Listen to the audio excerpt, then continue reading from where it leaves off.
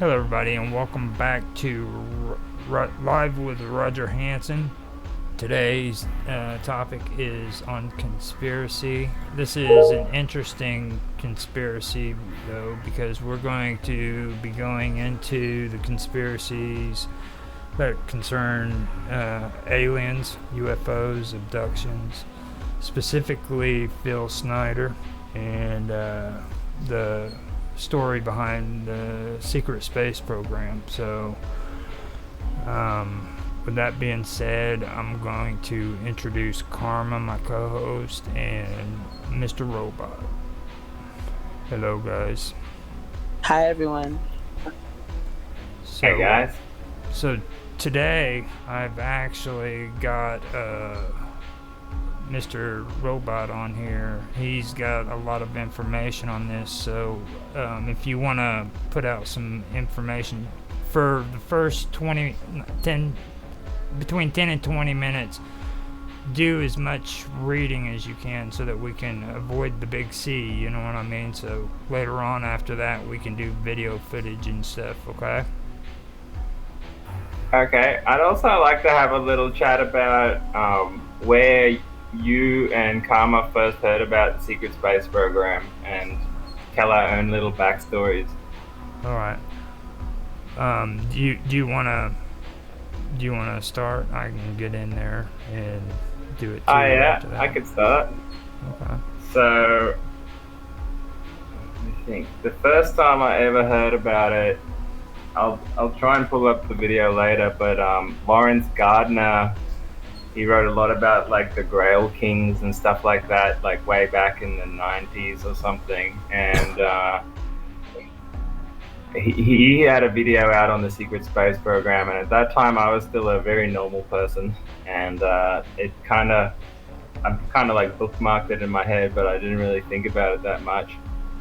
And even before that, when I was like a little kid, my dad used to like talk to me about the potential of life out there in space and stuff like that.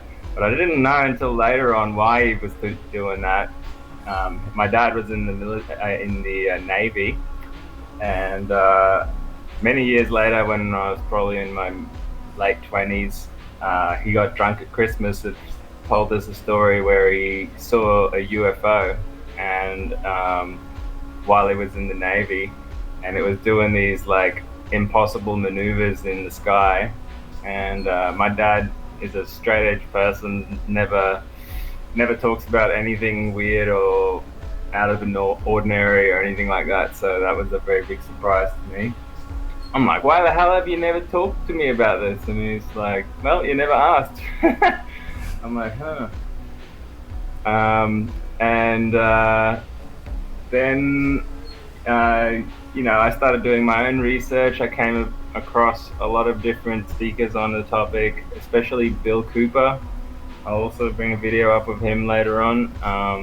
Spoke about it, wrote about it, and he was in Naval Intelligence. I recommend people look him up. And he had all the top secret information of the US military that was being sent around the world come across his desk, because they were like encrypting, decrypting the information, and he decided to keep a bunch of it and then blurt it out over his own renegade radio station, which kind of inspired me to do my radio station eventually. And he talked about seeing a big UFO like up close go from the sky into the ocean, and as it hits the ocean like parts before it even touches it. Mm-hmm. So there's some kind of like magnetic field around it, and then the ocean just like closes behind it without a splash, stuff like that. And then later on, I came across the work of Corey Goode and Wilcock. What was his name? And they extensively talked about the secret space program on Gaia.com for quite a while there.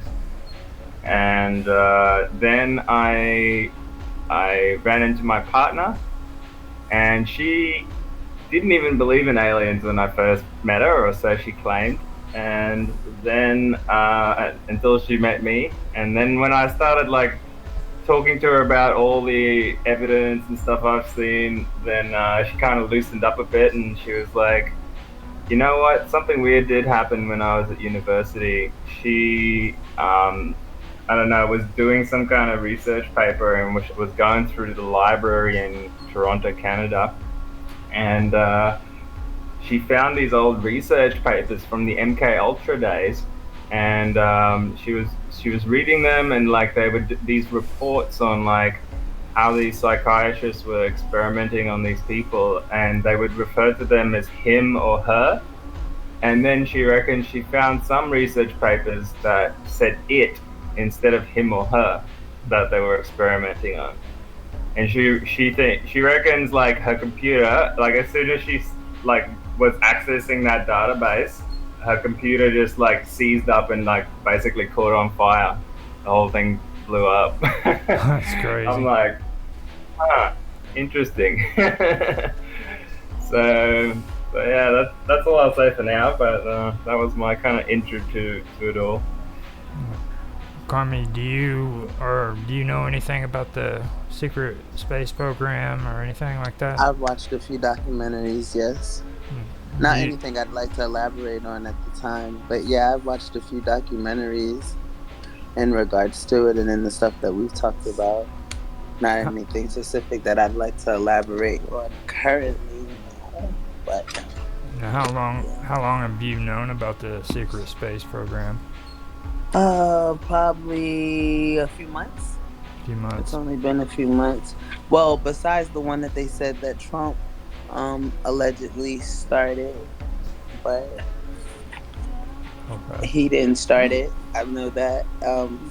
It was supposedly him that started it. It was supposedly him that started it, but it wasn't him that started it. It was president before. Actually, I want to say that it was Kennedy, but I could be wrong. Jaffe actually had a show that one of the guys on there talked about it. Jaffe didn't talk about it, but there was a visitor that was on there one day, and he talked about it. Yeah. Also. Well, it's like I was talking about the other day too with what do they call that? That's that mount. It's the one that they have Stargate supposed to be at on the TV show. Zion Mountain? What is it again? What'd you say? Are you talking about Cheyenne Mountain? Yeah, Cheyenne. Or something like that? Yeah, like Cheyenne Mountain was originally set up and put together for the space program. It was like the Space Force that everybody tries to say Trump started putting together. They had that out all the way back whenever Cheyenne Mountain was put up. That was one of the main purposes of building that base, you know. So I find that kind of interesting right there. So now I mean, I've been there since the 40s, 50s, and you know, when they started building all these deep underground bases as well, like they pretty much had this secret space program going by then too. Yeah. Now, with me, the first thing that got me involved in what it was Lazarus, his story with Area 51. I started reading up on that, and then I heard about Bigelow, and a lot of people relate Bigelow to, you know, the skinwalkers, but he was also fascinated with Area 51 as well, because that was right there in his neck of woods, you know. I learned about that, and then I learned about Dulce, and I was already interested in Area 51. But when I finally got into it, it was when I finally heard the story about Phil, you know, and that is. How did you react to that story when you first heard it? I was like, dude, this is a cool freaking story, you know. I mean, like, I don't even care if the story's real or not. You know what I'm saying? Like, the story he said just blew me out of the water. if nobody's listened to his story, they need to listen to it. I mean, this is some amazing shit. He's talking about like underground train systems that connect each freaking deep underground military base, you know, and it's supposed to be worldwide, not just here in the United States. Just amazing stuff. I mean, maglev trains.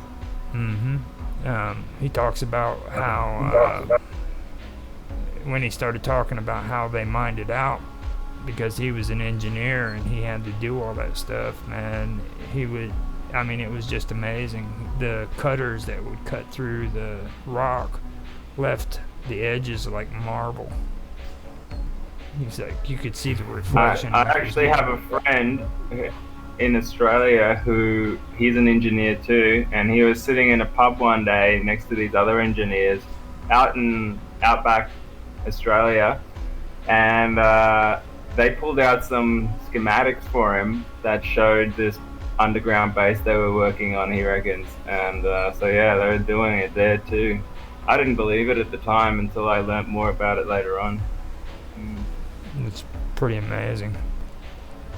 Then after... And you know about Pine Gap in Australia? I've heard of Pine Gap. So it's actually the only part of Australia that is not part of Australia. It's technically part of US soil. The US built that military base straight after JFK got assassinated. LBJ flew over and went into Alice Springs and kind of certified the base, and then they built it out there. A lot of weird shit happened around that time too. Like there was a shootout at an American military base on the coast there too at that same time, where one military officer, one military guy lost it and machine gunned down a bunch of his own people, including his commander or something like that. And then they built this base out there, and it doesn't look like much when you look at it on Google Maps. It's called Pine Gap. It's in this very middle of Australia. They said they originally built it for communications with submarines and ships around in the ocean. And then later they said it was for like space communication too. But it looks like a really small little base, but lots of people work there, so a lot of people believe it's a deep underground base as well, similar to Area 51. And in that area there's like tons of UFO sighting all the time. Like there's a place there called Tennant Creek, and you go to the service station there, and like literally from the ground to the roof, the entire service station is covered in newspaper clippings of like cops and, you know, firefighters and everyone in the community seeing UFOs, you know, and it's all been in the paper. And they have like little cutouts of aliens filling up your car with fuel and all sorts of stuff like that. It's very trippy out there. Yeah. Now, I've heard that that's also, well, not that area in particular, but Australia is also the launching area for when the scientists are leaving to go to the Antarctic. They have to make it to Australia and then shoot from there down to Antarctica too, because that's the final stop before they go into the ice. Yeah, it makes sense. It's pretty close. So there's a lot of Australian teams that go down there for research and stuff. I'd love to check it out. So when after Lazar and everything, I started doing more research on Facebook, and that's when I started finding out about people who were claiming to be abductees, and I listened to their stories and stuff. And after I started listening to most of them, I finally had to back off, you know what I mean, and just stay away from it, because it's pretty hard. I was always in it to see if it was real, and in the very beginning I just could not accept it. It was too bizarre, like too far out there for me. And I actually have to give credit to Jeremy Corbell, who like went around and by hand verified a lot of the information they were saying. And as this stuff became available over the years, it just became undeniable, you know. Mm-hmm. And at that same time, I was doing my own sort of, uh, you know, otherworldly explorations and meeting my own aliens and stuff like that. So it just, my belief system relaxed enough for me to realize, holy moly, this stuff is actually real. I mean, it's disclosed now, but you know, it's people still don't fully realize the scope of how what this actually means. You know. Yeah. So we've got about 15 minutes in, man. If you want to start talking about some of the stuff that you got, then we can do that. Now, do you have anything when it comes to the message from his ex-wife and all that about his death? No, I don't actually. I haven't heard of that part. I posted it up in the chat. I'm sort of wondering where we should begin with this story, because should we end with Phil Schneider and get a bit of like surrounding information first, or do you want to start with Phil Schneider? Well, I mean, getting an echo somewhere. That's probably me. Okay. I'll turn my mic down. Okay. No,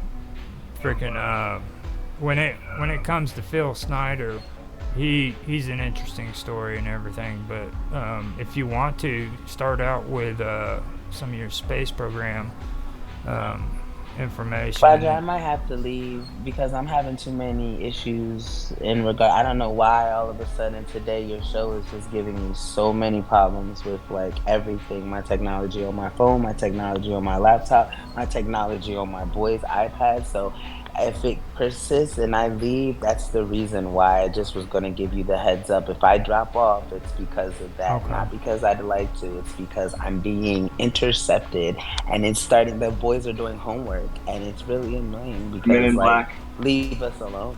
Yeah, she's been talking about that too. Like people are coming in and hacking into her phone and stuff.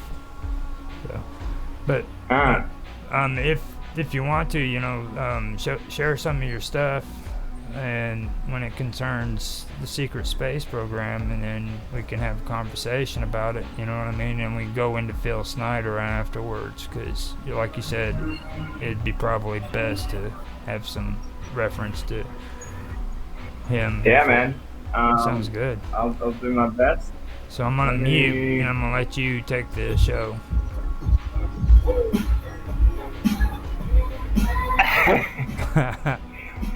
All right, let's do it. All right. Can I get a screen share happening? Yeah, you've got to do it though. Down there on the bottom, you got to do the screen share down at the bottom half. It's got so many tabs open. Let me just. Now, are you doing a YouTube video or anything like that? What do you mean? Like, is it just a video or is it just a? I got some videos downloaded and I got some in my browser, Okay. but I think I've got most of them downloaded now. Okay. Down here where it says, you know where it says where you mute and unmute your microphone? Yeah. The third one over, it says screen share. Click on that and choose what you want to share. Okay. I'm gonna open the first thing.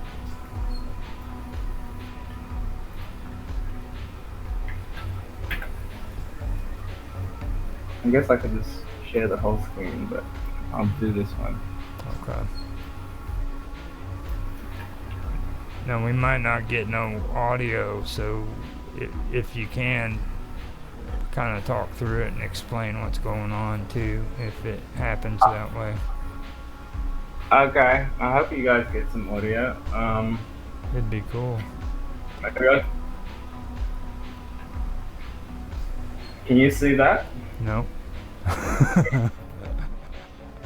That's it. Oh, sorry, I haven't selected it. Here we go.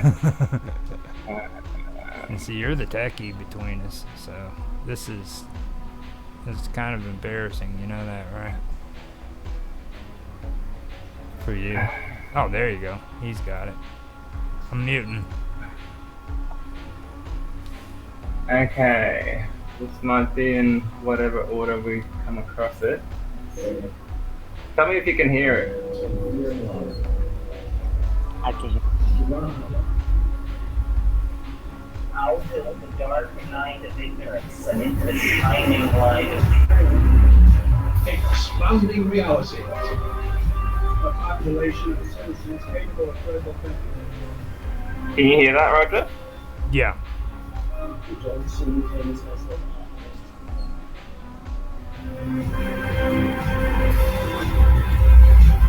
Is at a level of reality that everything resolves into the ocean of energy. On series, Okay, so I'll just mention this guy first before.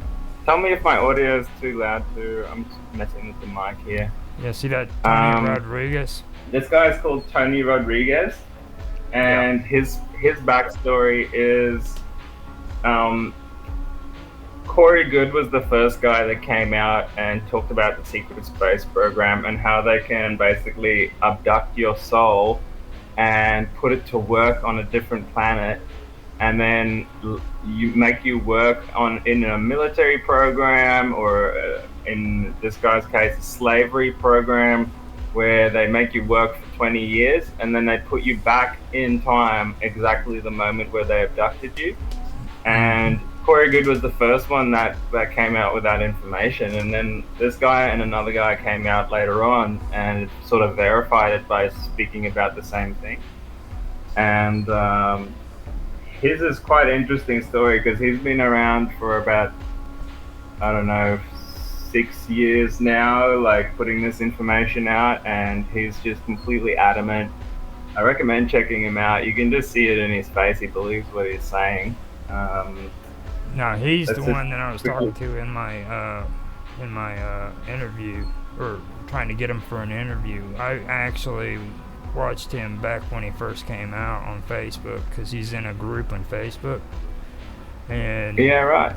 when you hear his story out of all of them are the only ones that I really believe is the most convincing. You know what I mean? He's Yeah, I Tony agree. Rodriguez. Yeah.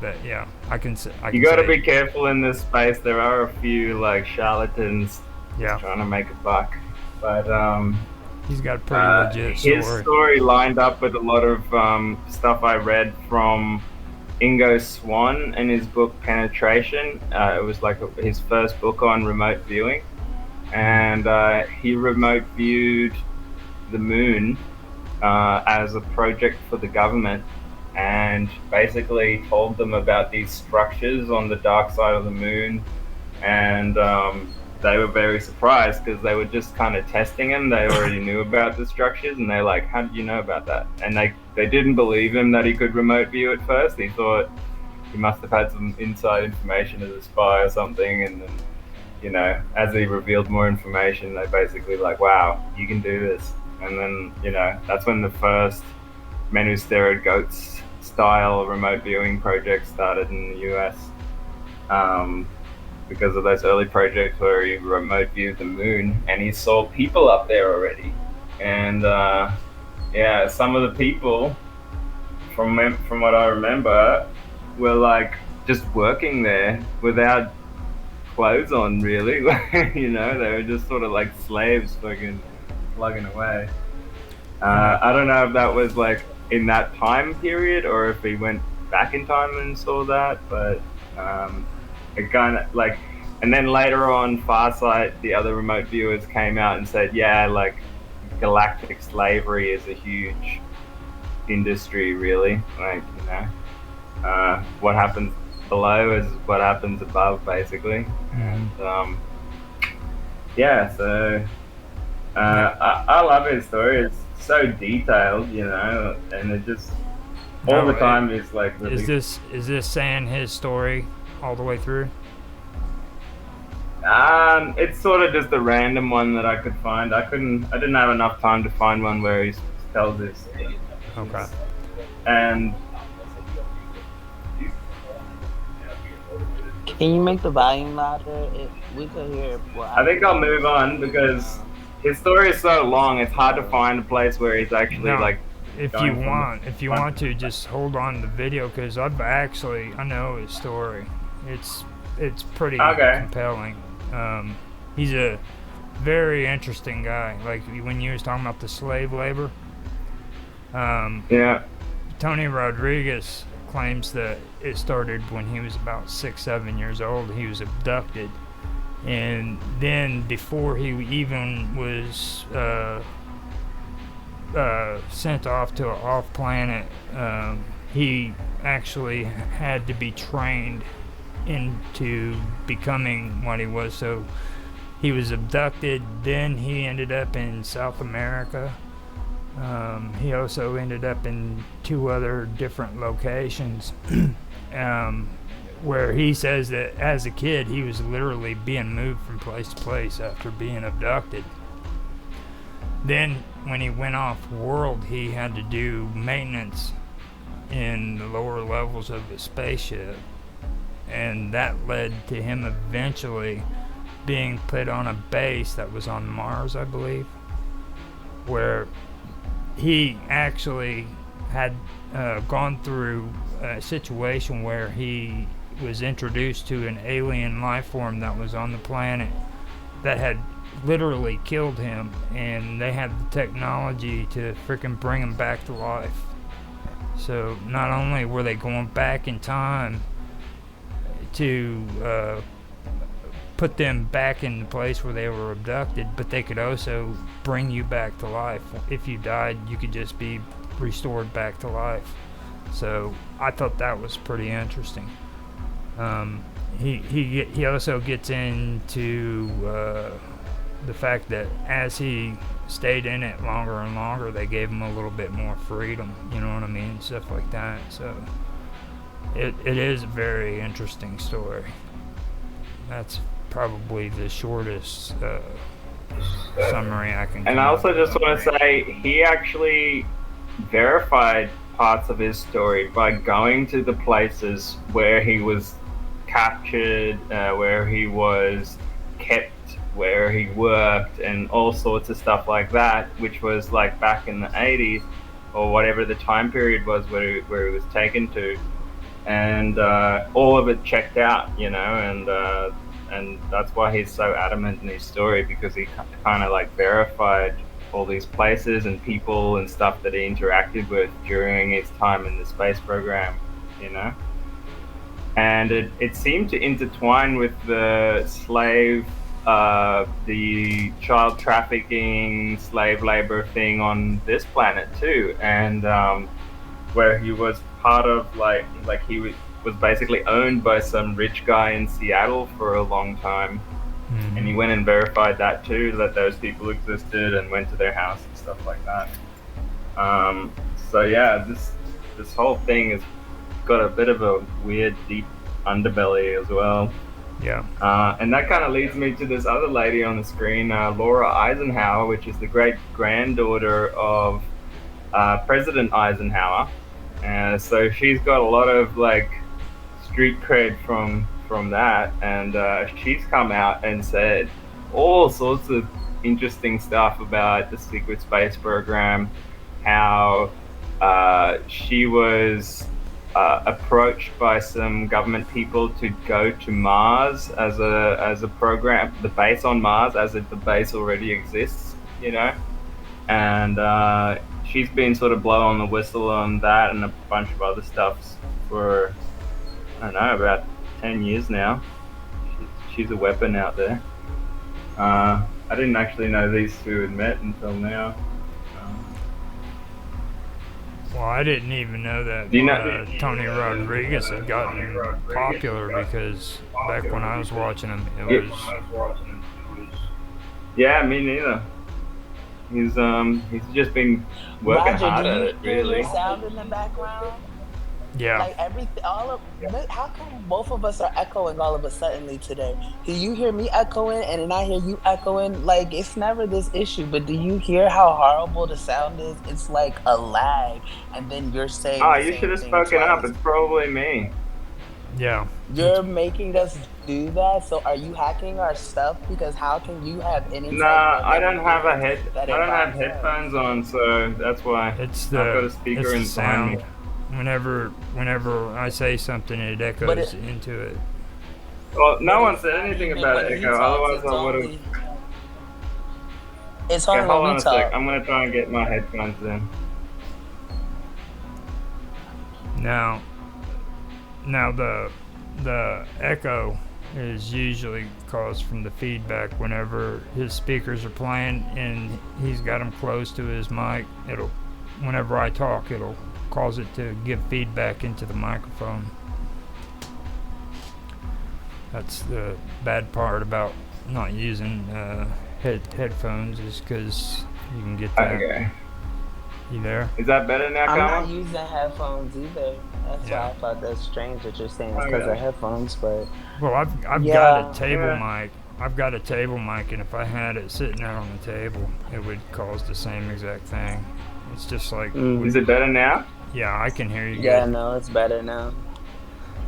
But Oh, yeah, there we go. Yeah, I don't Culprit hear fan. Roger or anything like that. And yeah, I didn't know he was as popular as what it seems. Like he's getting really big interviews and stuff. So like when I was first seeing him, he was just in a Facebook group and what's her name?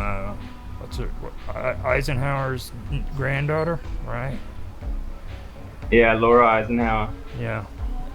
I remember when she first came out, she started talking, and she forgot the name of the group that she started talking to first, but it was pretty interesting what her story was too. I remember that. So Yeah, she talks about a lot of different stuff. I recommend checking her out again. She's on YouTube, I'm pretty sure, and BitChute. But yeah, she's releasing stuff up until like pretty much last month. So she's doing stuff now on the alien agenda and what's going on in the world right now. Yeah, to cover her extensively would take too long, but just to say, like, she's basically spoken about all the same, sort of verified a lot of the bits that the other guys were talking about, and so it would have been actually interesting to listen to her interview with Tony Rodriguez, to see what kind of stuff they line up on. now what is have we is got? that, is that a link? Nah, well, I found that on BitChute. I just downloaded it so it didn't have to load. Okay. and now my phone is overheating. Do you- Like, yo, do you whatever want the you link? got going on, you gotta chill, bro. Like seriously, because like it's obvious and it's real lame. When my phone is hot to the touch, I can't pick it up. It's burning me. I'm going to get hurt. Is it plugged in? No, why would it plug into what? It's a cell phone. Well, don't you have to charge your phone? Oh, you're not supposed to talk on the phone while it's charging. It causes electric shock. You never heard that before? I never touch my phone when I'm talking. I just let it sit on speaker. Please stop. Yeah. Okay, so Chat. I'm dropping the link in the chat there if you're interested. okay. Here's another video where Tony Good is speaking with David Wilcock about what the different space program UFOs look like. He reckons this one looks kind of like a destroyer from Star Wars, and they're sort of an offensive force in the human military that work with the reptilians, the Draco. And they're an offensive force that goes and do that kind of stuff on other planets. I This is the kind of pumpkin remember seed him. one. I remember him getting into the conversation about the different kinds of ships and everything. And he said that he had to use like different types of photos for examples because he couldn't like be able to articulate, like draw out what the ships would look like. But he found things closest to resemble what he saw.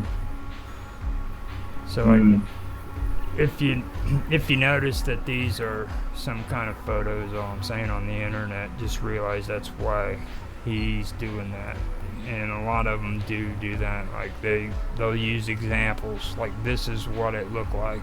So just so we make that clear. This painting here is from like 1600s or something like that, where there was like a space battle supposedly. And a lot of these UFOs that are painted in the sky are like the ones we've seeing today, like the pill-shaped or cigar-shaped UFOs. Here's another one that he was sort of explaining about the triangle kind of looking ones, the orbs, And then apparently one crashed or something like that back then. I can't remember the name of it. It's a pretty famous one. Alright, so Phil Schneider. Oh man, I wish I could find that spot where he like brings his hand up. That's when you're like, what the hell? Yeah.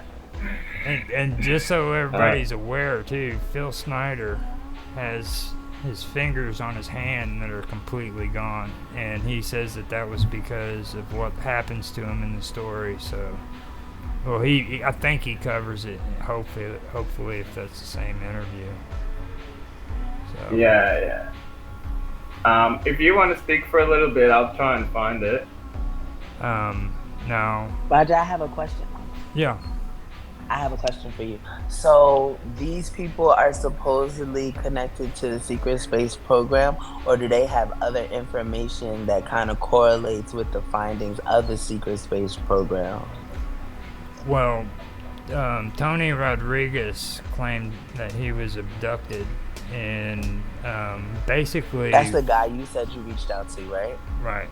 He claims that he was abducted, and not just by aliens, he was abducted by humans, and then he was put into this program where he was taken off world and basically worked on slave labor, basically, in outer space.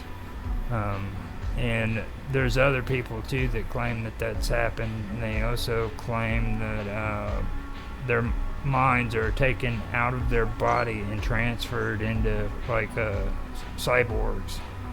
Like Elon Musk is doing with the whole Neuralink and taking out cars. Like Bob Dub was saying how her daughter was going to have her consciousness transferred in order. Yeah, no, that makes sense. It's crazy that all of this information comes out and people have actual real life experiences with stuff like that. It's interesting. Yeah, it is. I didn't even realize that it went all together like that. Because Bob Dub, in an interview with me, was saying how her daughter's consciousness was taken. There you can see his hand. I'll try and pause it. Yeah, can you turn that audio? Head? Can you turn the audio up, Mr. Robot? Can you hear the audio if I turn it up? Actually, you know what? You could probably do this. Those three dots down there where it says more actions? More actions. It's right next to it. Okay, now go up there and say share audio. Click on share audio. Got share video. Share audio should be just under it.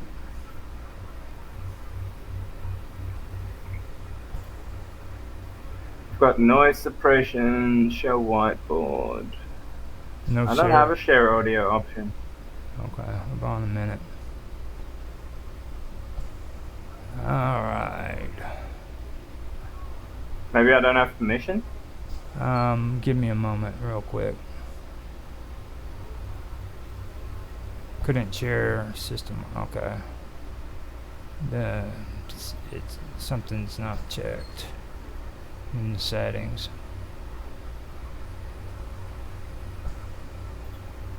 Enable. I'm hearing some audio. Are you playing something? No. Mm-mm.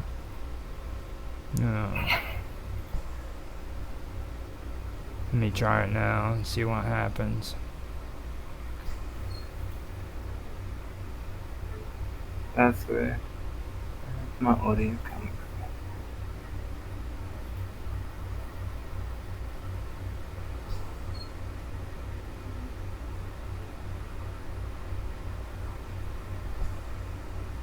Karma, are you playing some Phil Schneider? Nuh-uh. I'm muted, so if you hear me, you really should not. Then so Alright, now, Oh, here we are. there it is. Is it working?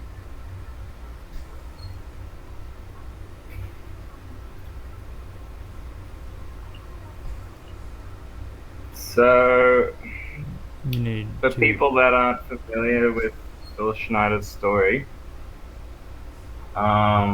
we probably won't go through all of it. Like, I've got his whole archive here. So basically, he talks about how he went. Because he was an engineer in these underground bases, they cracked through into a cavity that was even larger than the military base they were building, and a bunch of gray type aliens popped out of there with sort of energy You know what? weapons I've got a that better shot idea. out of their chests. I got a better And idea for it. Mark, giant reptilian creature also popped out of there, Mr. Robot. and they had a huge firefight do you between hear military, Roger? He's talking to you. U.S. military personnel and these aliens. You Mr. can see his Robot. hand is like half blown off there. Hi, Um, Mr. Robot. and he reckons this can't energy hear beam me. came out of the alien and Nope. blew this part of his hand off and Wow. took a bit of his side out as well. And I think that's the hand he was Oh, I know holding what his it gun is. with. So they like shot the gun out of his hand. Hey, And Mr. Robot, I got an idea I think for something you. like 90 different people died in that firefight. And I think that was around the time that supposedly the US government made a deal with the reptilians, Mhm. where in the Greys, where they'd have a joint military base in Area 51 and probably other places too, under the condition that it is the alien question is kept secret, and it was the aliens that asked for it to be kept secret. So that Yeah. kind of gives you a bit of an inkling into what their agenda could be, you know. Now, can you hear me? I tried to pull up some. I I'll have don't to find think it you can again. hear I me. think it's going to be open. I can hear you. Can you hear There me? is a. I'll just search it while it's on the screen. No, hey, can you hear me? Mr. Robot? I don't think he can hear me. You go to. I can hear you. I think something happened. He shared his audio, now he's muted. He's not muted though. We can hear You him. can find I that there was a. I think he's doing it on purpose, to be honest. No, I mean, he just literally can't hear us. Like, let me see here. Share audio. Can you hear me? No. I can still. Canadian minister, whistleblower, aliens. I'll get Mr. Robot to read this.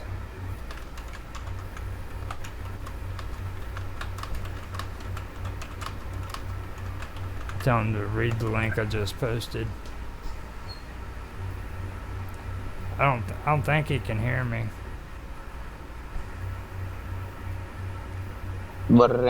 It's like knowing how to speak Spanish, but not letting people know you understand Spanish. So you kind of just like you don't want people to know that you Prime can't hear them, Minister or you or don't want people to know Paul that just if you Hellyer. kind Yeah, of that's like right. they don't want them to know Former that you Canadian understand. What is Defense it? Minister claims aliens refuse to share technology of Earth's wars pollution. Yeah. I He's remember that. basically come out quite a few years ago, 2014, Hmm. and spoke about interaction between the government and aliens. And no one really, I don't know, it didn't become a big story back then, like it was just blatant in the media, and everyone ignored it basically. It was really bizarre. Um, he was a defense minister of Canada up to 67. Um, went public with his belief in aliens in 2005, and only until now, Hellier described the cosmos similar to that of Star Trek, and that there is a federation of aliens that is a rule to not interfere with our affairs, um, which is slightly deceptive because they do interfere with our affairs. Well, there's two. You can break aliens down into two main groups, which is those who are free will loving aliens and those who dominate and control. Okay, those who are service to self, those who are service to others. Those are the two main groups. And the ones that are service to others tend to leave other planets alone, whereas the ones that are service to self, like the reptilians and their minions, they interfere, but they want to keep it secret because the way they protect themselves is by not letting the population know that they're doing these things. They always rule through other alien species. So like you'll tend to see the greys pop up, the insectoids, but really behind that, the reptilians are pulling the strings. Beta And Roger, they're have the a good ones one. that are also interacting with our secret space program and stuff like that. Because that See you once you later. get really into it through the remote viewing data, you'll see quite a big part of this galaxy and a big part of the next galaxy as well, Andromeda, and that's called the Draco Empire. Yep. Also, there was an Israeli defense minister who blew the whistle on aliens. I can't remember how do you say his name. I'll recognize it when I see it. Former Israeli space. Yeah, that's right. The space chief guy. Alright, I am going to link back in there to get the audio and everything back because things just went aloof. So hopefully I can get in there before he realizes I'm gone.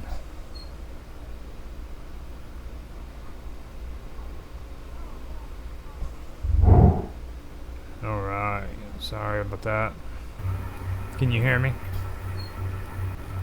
Can you hear me? So, former Israeli space chief has sent eyebrows shooting headward by saying the Earthlings have been in contact with extraterrestrials from a galactic federation. So it matches up with what the Canadian guy is saying, and it also, I'll tell you, it matches up with what the remote viewers are saying. The Farsight people have contacted what they call the Galactic Federation of Worlds, and they've given the plight of humanity to the Galactic Federation of Worlds, which are the free will loving ETs that have banded together in our galaxy to oppose the reptilians. And yeah, it's very interesting stuff because this kind of theme kept coming up all over the place. Now, can you hear me, Mr. Robot? Yeah, I don't think They you can hear hear me at all. humanity is not ready, that he reckons. I think that's changed now. Although everyone seems to still ignore it, even though it's been confirmed. I'll have to have a dig some later. There was more to his testimony than this. A lot of it gets lost in the feed now. Basically, he came out and said as well that the aliens want to stay hidden. You know, like their agreement with the aliens was not to reveal it to humanity. That's why he kept going on about humanity's not ready thing, because the aliens told him that, or his government anyway. Aliens in hiding until mankind is ready. Here we go. Turn up your speakers, man. Can you guys still hear me out there? Am I the only one here? I can't. You can't hear me. Roger, are you still there? Hear me? Yeah, I'm here. You're just not. No, I can't hear you. Yeah, Oh. no. You gotta turn. No, my your- speakers are up full. Okay. Oh, sorry, I paused my browser. Have you been speaking this whole time? Yeah. Can you hear me? Like. Yeah, I can hear you now. Okay. I muted my browser, sorry. Have I been speaking over the top of you? Well, it's fine. I would just let you keep talking and everything because you were doing a fine job and everything. But down there on that Jitsi link, right, or that on the Jitsi link on the side, in that chat, I've got the transcripts of Phil Snyder. If you want to read those out loud. Oh yeah, I can. Like click on them and it'll tell you word for word what he said in that speech that you were talking about. We got to find a way in the future how to stream videos, both of us, you know. Well, I can do it. It's just like with downloaded videos, you can't really get it done. Really? Yeah. And if you want to, We'll have to do it through OBS. Click on that X. I can do it through OBS. To get rid of that top part up on top. Because if in OBS I can just add it as a media source, right? Like VLC. Now, right there, if you want to, you can read that out loud. That's word for word everything he said. You don't have to read any of that. It's down towards the bottom. His testimony is down the bottom. Yeah. This is taken from the Internet Archives. There it is, the horrendous structure. It is. There you go. Yeah, do you want to read it? No, you do Or it. should I read it? Okay. It is because of the horrendous structure of the federal government that I have been directly imperiled not to tell anybody about this material. How long I will be able to do this is anybody's guess. And that's what always like struck me in my heart with Phil, is like he knew he was gonna get killed by the government and he still did it, you know. Same with Bill Cooper. They're like true heroes, man. Because we would never know this shit. Yeah. Or like have this level of verification if these guys didn't do this. So hats off to them. Mm-hmm. However, I would like to mention that this talk is going to be broken up into 4 main topics, each of which topic will have some bearing on what you people are involved in, whether you are patriots or not. I want you to know that these United States are a beautiful place. I have gone to more than 70 countries and I cannot remember any country that has the beauty as well as the magnificence of this people like these United States. So he was like a massive patriot and loved his country and his people. Mm-hmm. To give you an overview of basically what I am, I started off when and went through engineering school. Half of my school was in that field, and I built up a reputation for being a geological engineer as well as a structural engineer in both military and aerospace applications. I have helped build two main bases in the United States that have some significance as far as what is called the New World Order. And we hear that word a lot, don't we? Yes, we The do. first base is in one at Dulce, New Mexico. I've been there though. It was involved in the 1979 in 1979 in a firefight with alien humanoids as well. And I was one of the survivors. I'm probably the only talking survivor you will ever hear. Two other survivors are under close guard. I am the only one left that knows the detailed files of the entire operation. 66 Secret Service agents, FBI, Black Berets, and the like died in that fight. I was there. Number one part of what I'm going to tell you is going to be very shocking. Part of what I'm going to tell you is probably going to be very unbelievable. So instead of putting your glasses on, I'm going to ask you to put your skepticals on. But please feel free to do your own homework. I know the Freedom of Information Act isn't much to go on, but it's the best we've got. The local law library is a good place to look for congressional records. So if one continues to do their homework, then one can be standing vigilant in regard to their country. Now, before you go on, let me also remind people that are watching this. This is before internet got popular. You know what I'm saying? So he's bringing that up to reference because back then we didn't have the ability to jump on the computer and get all the information, you know what I mean? So you had to go to the library and do the research on yourself, for yourself. I mean, it was in the 90s, I'm pretty sure. Internet was around, don't get me wrong, but it wasn't as robust as what it is now. There was no like Google, you know, there was like the old school web crawlers and stuff like that. Yeah. So it was it wasn't very popular yet. Right. So I just wanted to add that in before you went any farther.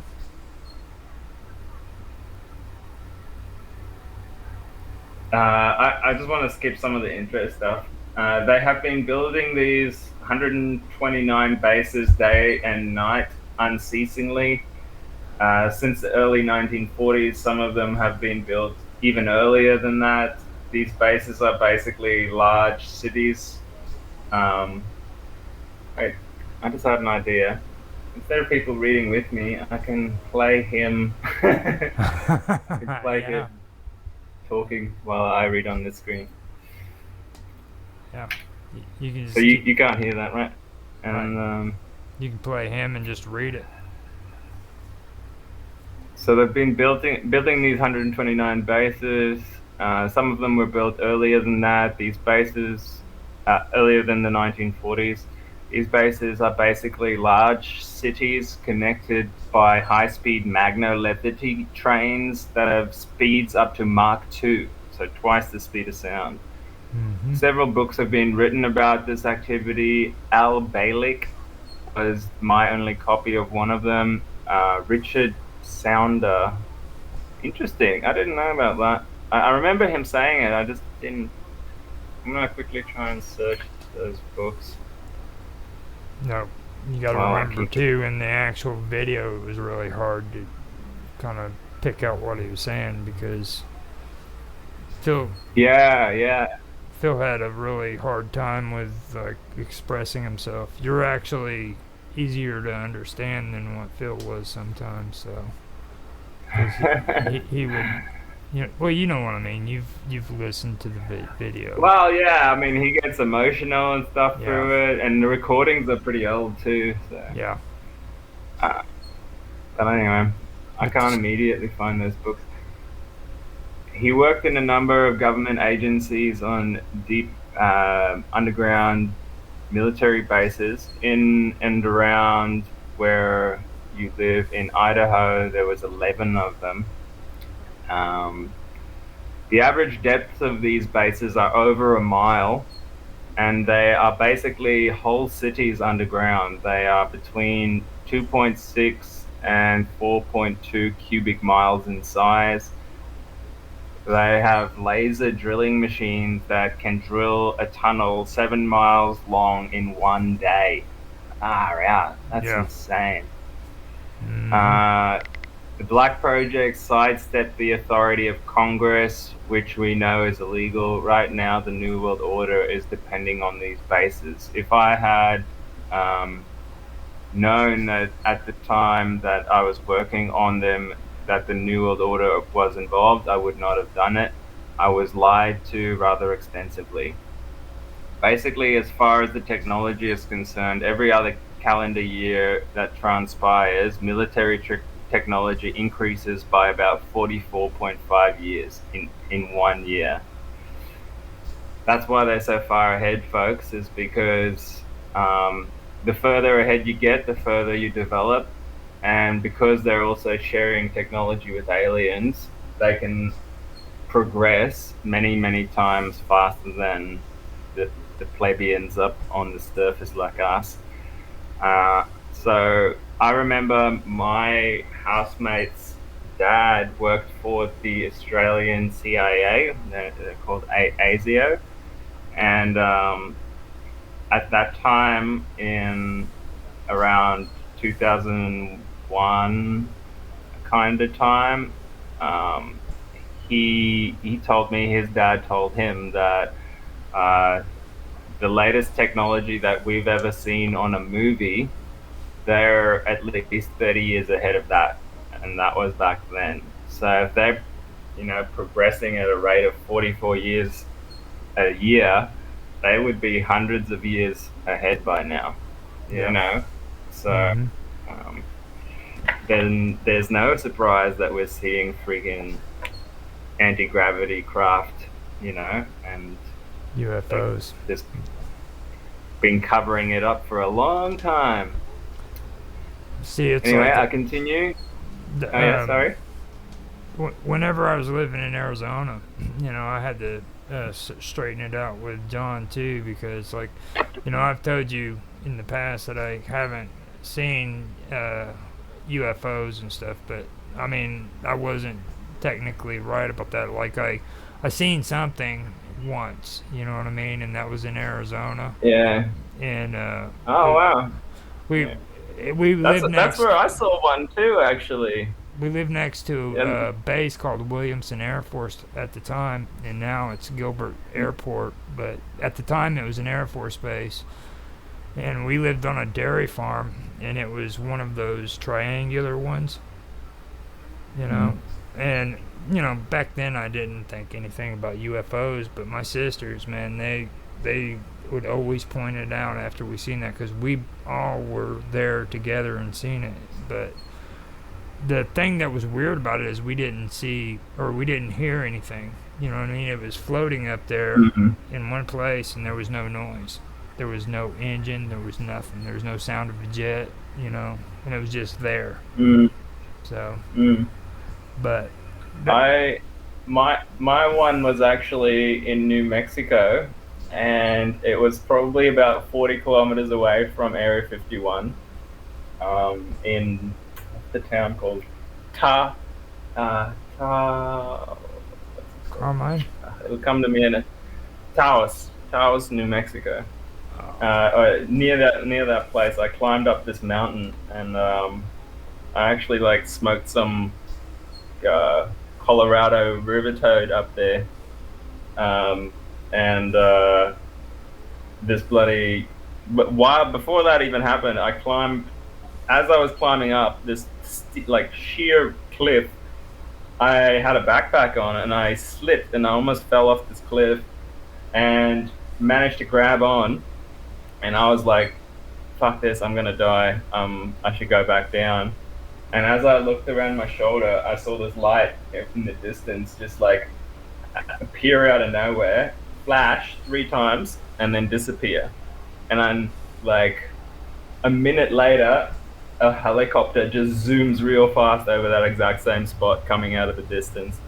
So I was like, got goosebumps at that moment. I'm like, nah, I'm keeping climbing. So I climbed up to the top of this mountain, and that's where I had the 5-methoxy DMT toad, and it was completely cloudy above me. And when I was laying down, the clouds above me parted, and this like triangle UFO was just going in and out of the clouds. And the reason I climbed up there is because I went to a channeling of Bashar. You know about Bashar? No. I don't get into Oh wow, you should check him out. His story is him and some friends were traveling across the desert there, and they saw a UFO, and ever since then he was able to channel this alien from the star system Sirius. And since the 80s, he'd been putting out this information in front of crowds, mind you, like crowds of 50 to 100, 300 people, asking him any question they want, and he will instantly answer them. And it will be super profound every single time. And like, at first I was skeptical, but I watched him for like years like a hawk, and I tried to get him to contradict himself, anything like that. Never faltered, never hesitated, never... Like, you know, when people look up to recall stuff or look down to try and make stuff up, never does that. Just like constantly pumping out information. And that's what kind of started to convince me. I'm like, I don't know, no one can do that. Like, where you can just like make up these things on the spot forever. Like, anyway. Then later on, the remote viewing people that I follow, Farsight, I'll just quickly bring up their website so people can see. They did a remote viewing on Bashar and found out he's actually who he says he is. Farsight. And these people, they learn. Like, I don't know if you've ever seen the movie Men Who Stare at Goats. Yeah, I've I seen think that. there's one of the characters in there is called Lynn, right? And that's a reference to a real person who's called Lynn Buchanan. He's on the board of directors at this Farsight.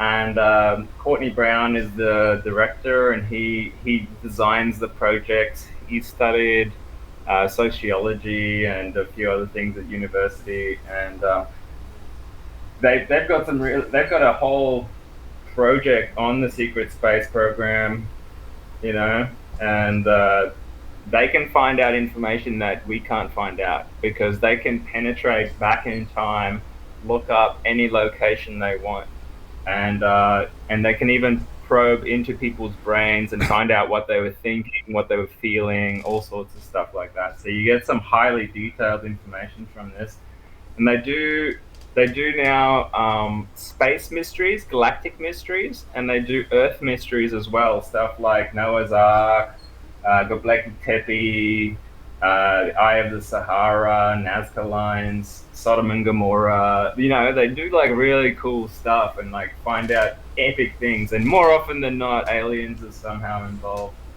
And they also have their own training programs on here for free that you can like check out how to do your own remote viewing.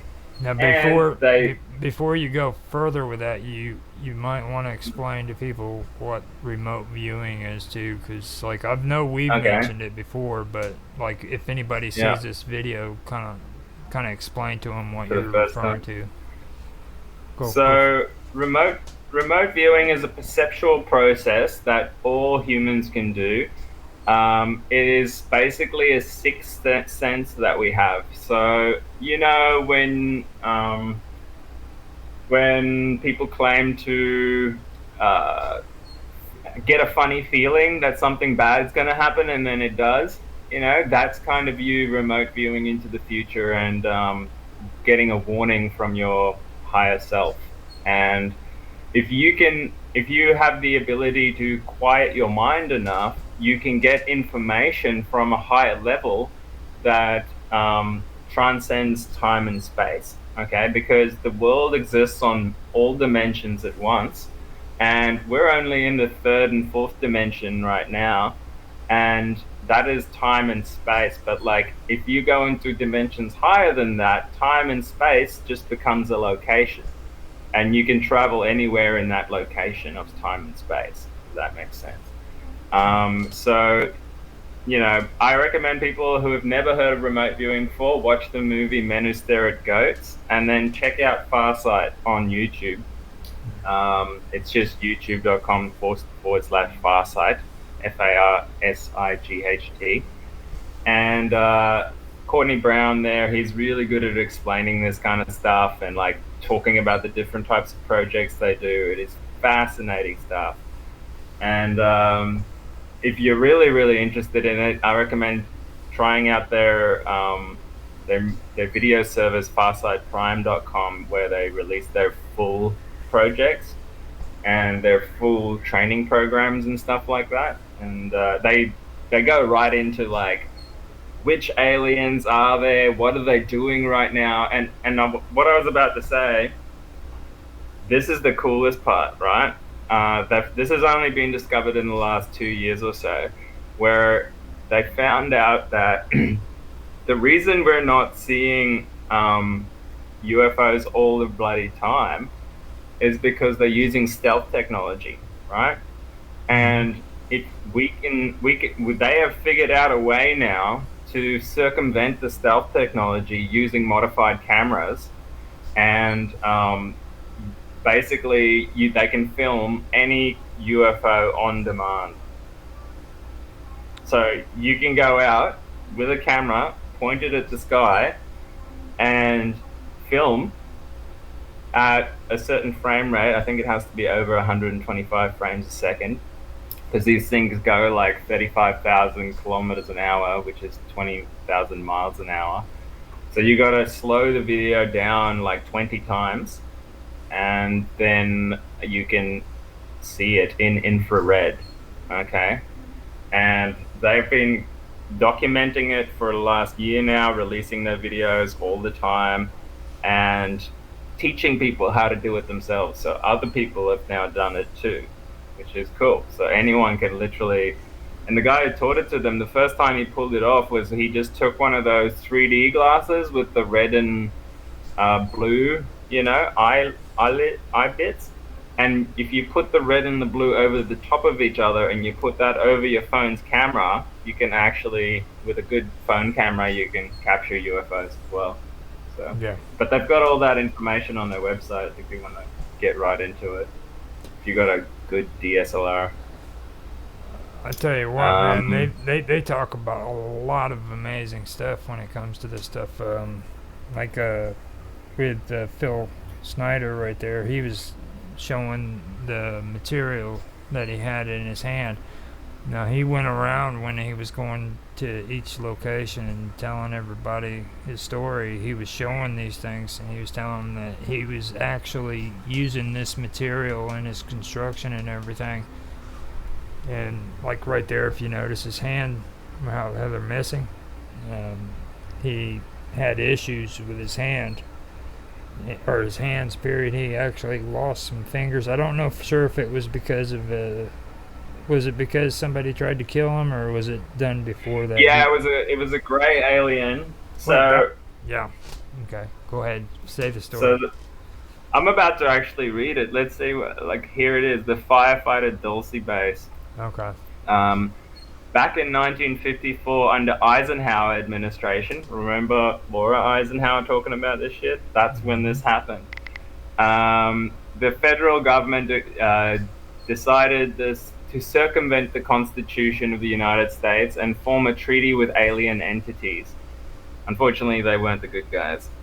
It was called the 1954 Grenada Treaty, which basically made the agreement that aliens involved could take a few cows and test their implanting techniques on a few human beings, but that they had to give details about the people involved.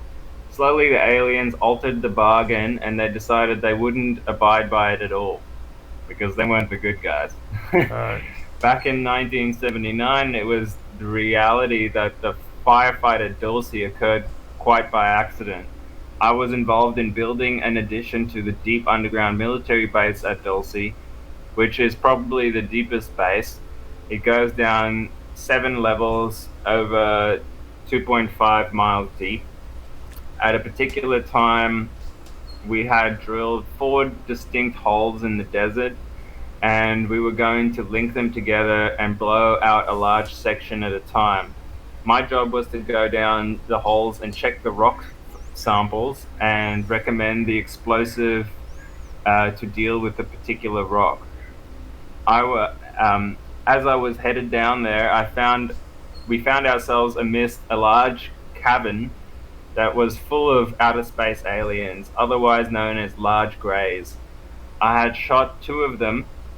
At the time, there were 30 people down there. About 40 more came down after this started, and all of them got killed.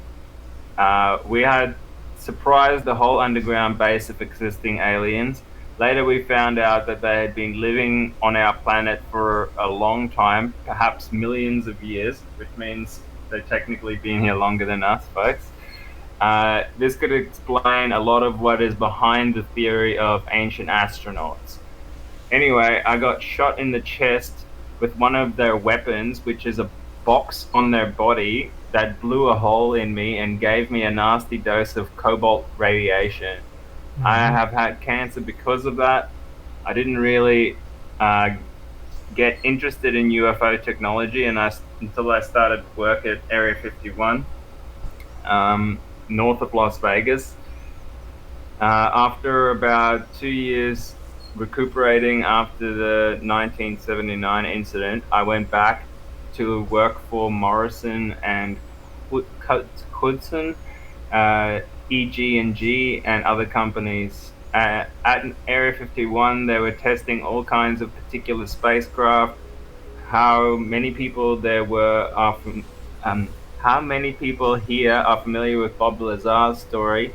He was a physicist working at Area 51 trying to decipher the population factor in some of these craft.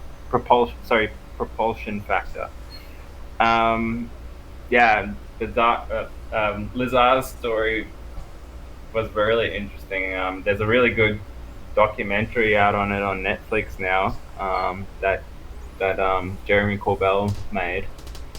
I recommend checking that out. Did you see the one that they posted out on YouTube a few years back? The documentary? Possibly. I've watched a lot of the Lazar stuff. But what was interesting to me is the recent ones where the stuff he was talking about like 20 years ago, and people were calling him crazy, have now come out to be real. Mm-hmm. You know, they found the little devices and things that he was talking about. So that's I love it when that stuff happens. Well, the thing that gets me about Lazar is everybody makes it out like he was trying to do it for some reason, and they don't understand. He never wanted the publicity.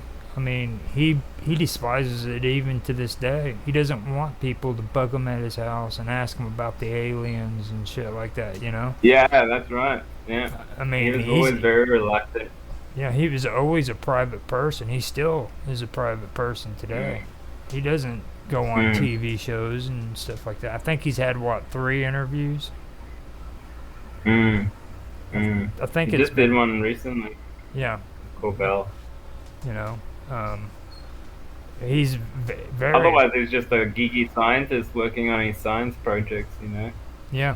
I mean, I think the thing that really stood out to me about him the most was when he started talking about how he thought that his wife was going to leave him.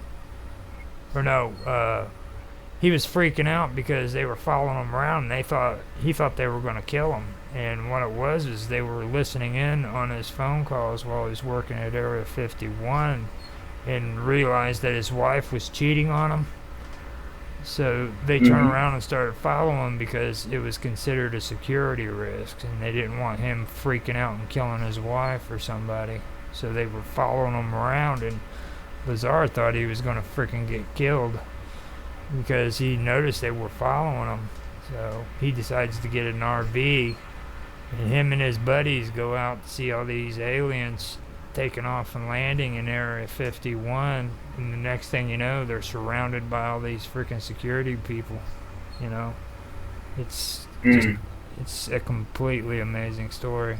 And you can tell by the way he's saying he's not trying to bullshit you. He's like, this is just what happened, you know. So what you can see on my screen now is the remote viewing data of the Dulce fight. So yeah, I'm playing it on fast forward so you can just see some of the stuff they're drawing. Okay. But should I continue with a little bit of this stuff? Yeah, go for it. America's black program contractors. There are other problems. I have some interesting 1993 figures. There are 29 prototype stealth aircraft presently. The budget from the U.S. Congress 5-year plan for these is $245 million. You couldn't buy the spare parts for these programs for that amount. So we've been lied to. The black budget is roughly 1.3 trillion every 2 years.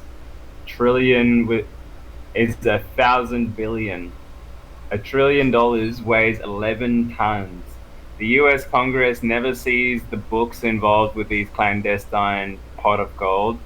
The contractors of stealth programs are EG&G, Westinghouse, McDonnell Douglas, Morrison Knudsen, Wackhut Security Systems, Boeing Aerospace, Lorimar Aerospatial in France, Mitsubishi Industries, that surprised me, Ryder Trucks, Bechtel, IG Farben, plus a host of hundreds more.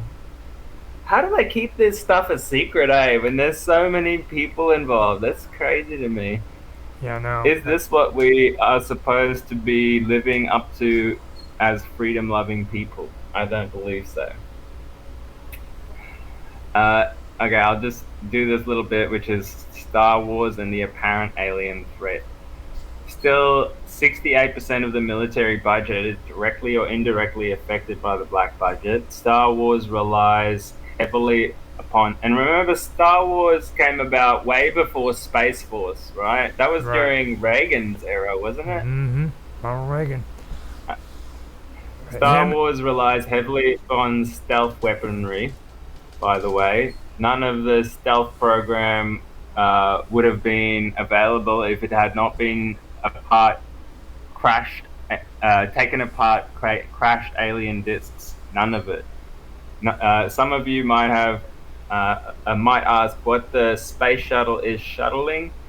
Large ingots of special metals that are milled in space and cannot be produced on the surface of the Earth. They need a near vacuum of outer space to produce them. We are not even being told anything close to the truth. I believe our government officials have sold us down the drain, lock, stock, and barrel. That's and yeah, it's interesting how the astronauts came forward and talked about aliens, right? Not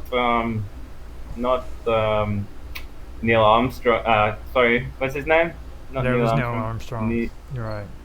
Neil Armstrong. He kind of. He didn't say much about it. He did kind of hint about, though, like towards the end of his life. He didn't say out front, you know what I mean? Yeah, it was Buzz Aldrin that came out and fully. Buzz is the one that just finally. Yeah. He said, "Look, man, you guys are idiots. This happened." You know. Like there's a monolith on Mars, or. Yeah. And then he had. See, what they didn't want to bother telling you is like when Buzz was in the ship and they were landing, okay, he seen something, and when he seen something, he reported it over the microphone, and they kind of changed the channel, the frequency, so that it wasn't brought up on national radio and television because people were listening on Earth. And that's always been. You can still find that video, eh? Mm-hmm. So it was interesting, and he point blank says, he's like, "Look, man, this stuff is real. This is what happened," you know. So He did it quite a few times actually. So See here on my video, the guy's drawing the reptilian alien right now, and because he's penetrated into the alien section of the base, and basically like Phil Schneider said. And remember, these guys are doing it blind. They don't know what they're remote viewing. They never get told anything about it. They just get a coordinate, and that's it. And yeah, so they saw like there's actually cages with people in there down there, you know. So they're using people for experimentation in these bases as well.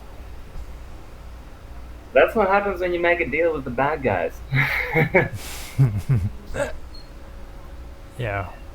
uh, No, when it comes to Phil, the thing that really sticks out to me about all this is like he was talking about getting into the gunfire, and now I believe it was the gunfire where he lost his fingers, right?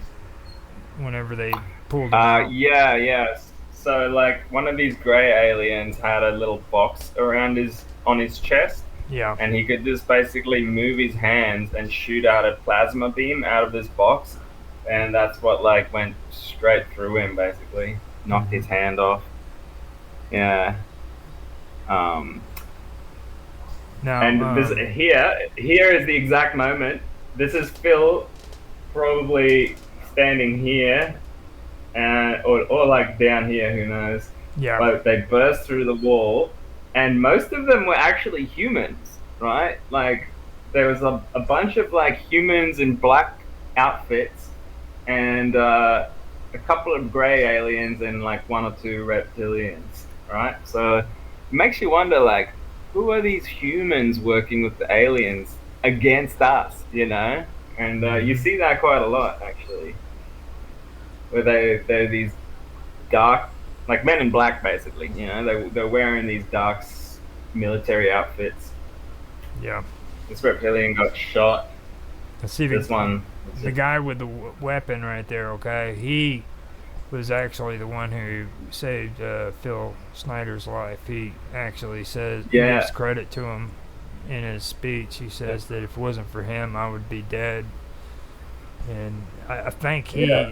ended up dying, didn't he? Yeah, I think so. Yeah, you're right. So he put him in the lift and sent the lift up and stayed behind. Yeah, there's the moment he dies. These guys shoot him in the head, Yep. and then this reptilian runs over there. Fuck, that would be so hectic, bro. Can you imagine not knowing anything about aliens, and all of a sudden you're just doing your work, and then these freaking reptilians burst through the wall, like grab you? Jesus, that'd be Mhm. rough. I'd be traumatized. Well, I mean, Uh, you would have to be on your toes though, because I mean, think about it. You're building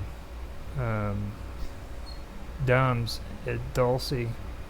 That's pretty top secret, you know, in the first place. So, well, I mean, yeah, but you you know, wouldn't be you're thinking. thinking. At least I would be thinking. I'm like, I'm underground. I'm safe. You know, nothing can get down here. That's why we're building down here. It's like so Yeah. no one can fucking get to us. Bam, aliens. You're wrong, bitch. It's like, we've been down here for a while. What the hell you doing? Busting into our little yeah, party. you're an out turf, bitch. What? You're like, that is pretty crazy. But Yeah, man. now, So I'm just gonna read this last little bit. The government earthquake device aids as a bioweapon based on alien excretions. mhm. The federal government has now invented an earthquake device. I'm a geologist and I know what I'm talking about.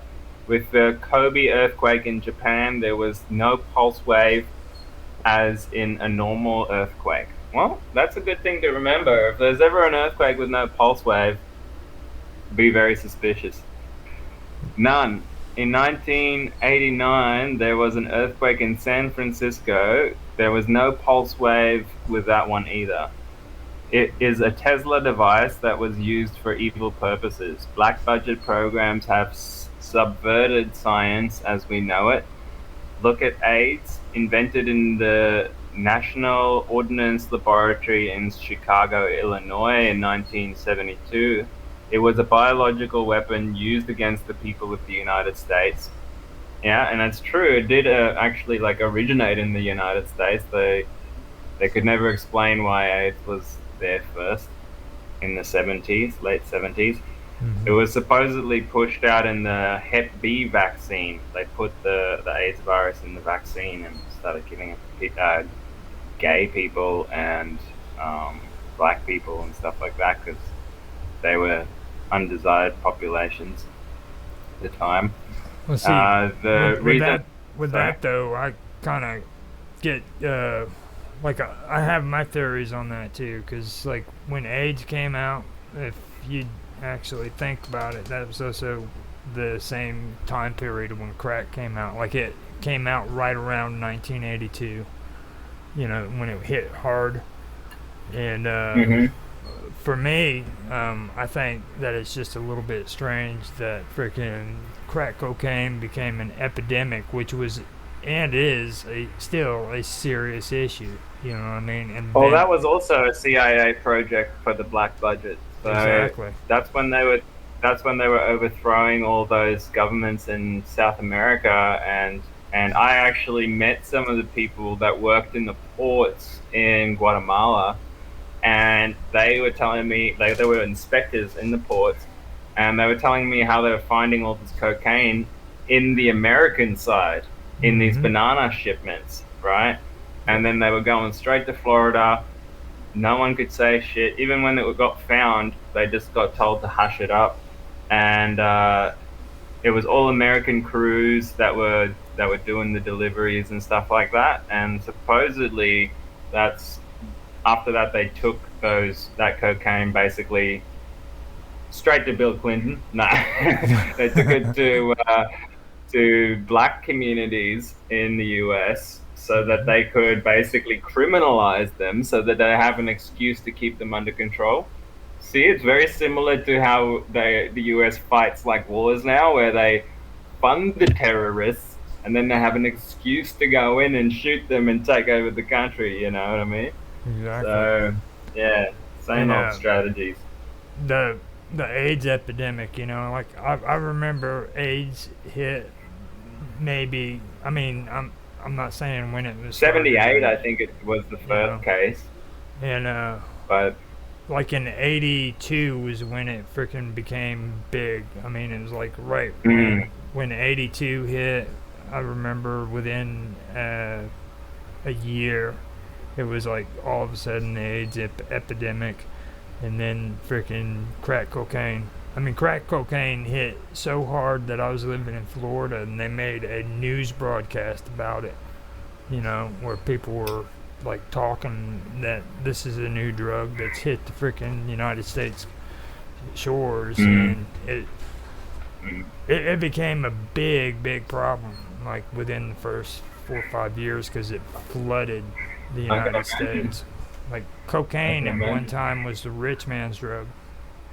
You know, you weren't poor people, you know, using cocaine. That was well, when they turn it into a free base crack cocaine, then it gets more addictive and more harmful. and it's cheap. So yeah, they were basically just, you know, creating violence and like, you know, problems in these black communities, and also in South America, mind you, like where they went and got the stuff. Cocaine had been used for thousands of years in like South America, no problem at all, until these government types came in, they're military types, asking them to extract it, and then it became a gangster thing, you know, guns and all sorts of bad people getting involved. That's why I would never take that drug, man. It's just like a blood drug, you know, like too many people have to suffer for a fucking hour-long experience. It's no good. Bad juju. I just wanted to bring all that up because it's like when you brought that up, every time I hear Phil Snyder talk about that, that's what it makes me think of. Like during that time period, it was just those two things came hand in hand. You know what I mean? Like I could actually do a whole talk on this alone because I got my information from Bill Cooper originally, where he talks about how the AIDS virus was invented and how it got distributed through the United States.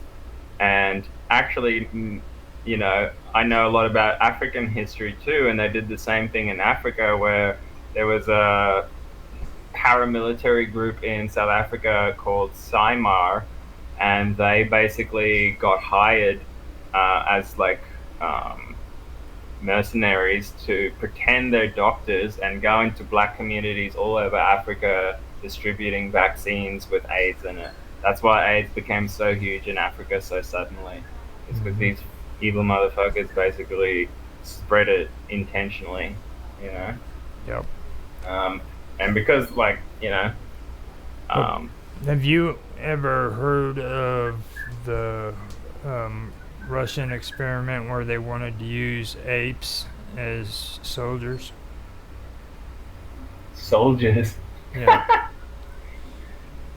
No, how did it go? The Russians wanted to, or they actually. They're strong, I'll give them that. They actually used had a program set up where they would make, they would try to create a super soldier that was half gorilla and half human, and train it to where it could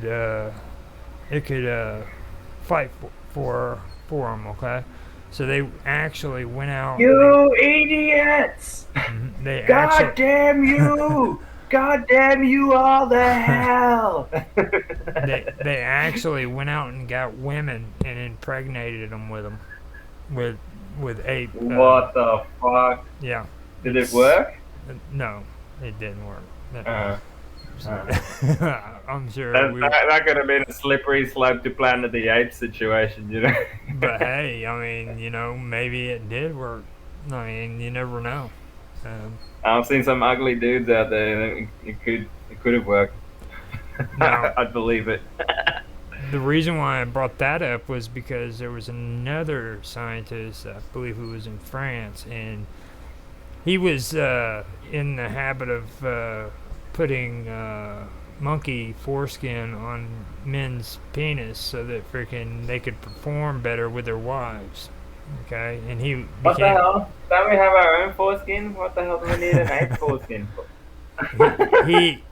he got obsessed with this monkey idea that he heard of from Russia, and eventually some bad things happened and he got expelled from England or France, one of the two, and ended up down in Africa where he had a preserve where he worked at, and that's the last thing you ever heard of him.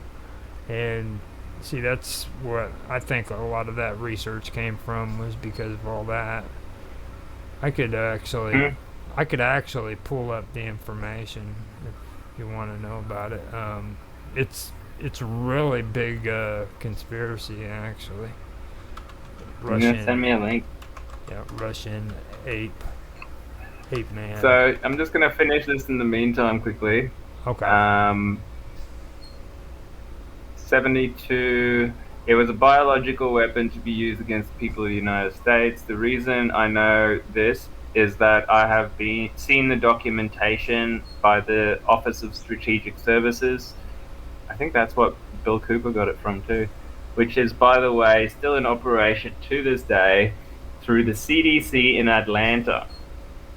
Damn. That's crazy. Yeah. Alright. Who is the ones that handled COVID? CDC.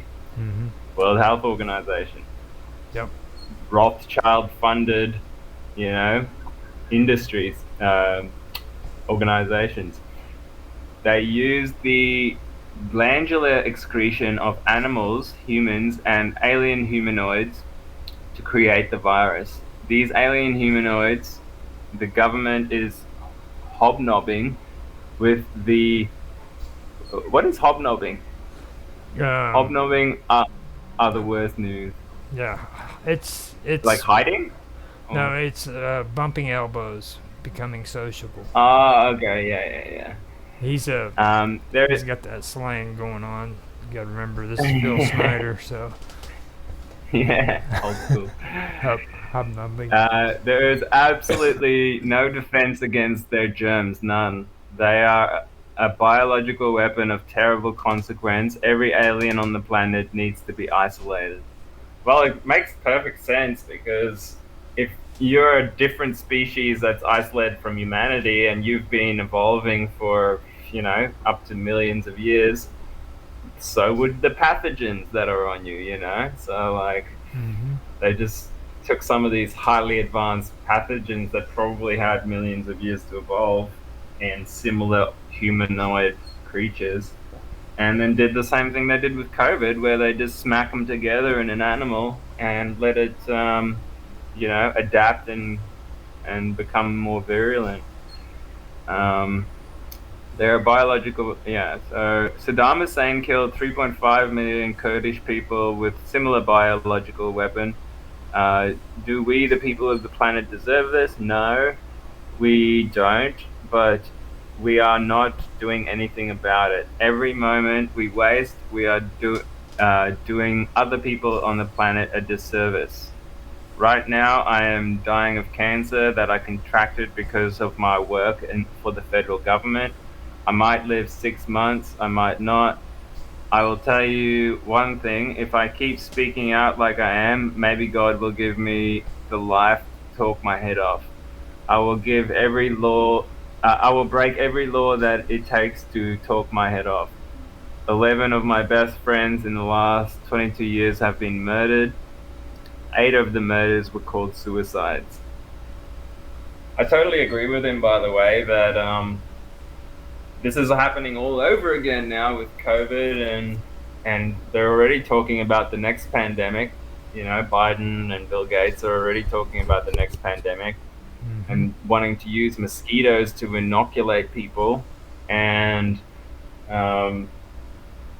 talking about continued lockdowns, more laws, World Health Organization taking over your bodily control.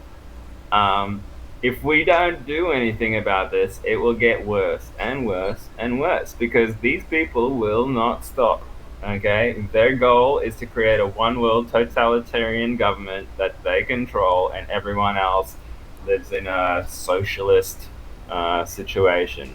Okay, and they want everyone to be chipped or on the blockchain that they can that's totally controlled, that they can shut down your finances and control your thoughts, actions, basically every aspect of your being. And at that point, we are literally nothing other than slaves, which I don't personally want, which is why I blow the whistle all the freaking time online. Yep.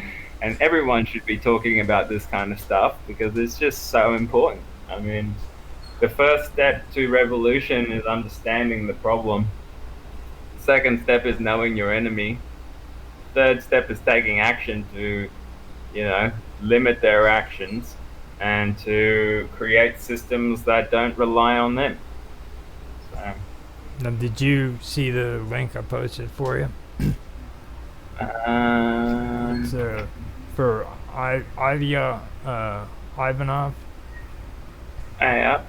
Now, when you check into him, you'll find a lot of people that'll try to make it out like that's all just make-believe and stuff. But I've actually done the research, and this is real. This isn't fiction. You know what I mean? It's not like a make-believe thing that just people have thought of. It actually did happen. This guy was trying to do experiments with apes, trying to make the perfect soldier out of ape and human mix. You see, so especially when you were just talking right there, I mean, it kind of goes perfect with what I just talked about. Cause I'm curious how far they went. From what I understand, different species don't mix well. yeah, Like, don't. back then they But didn't know. there's few exceptions.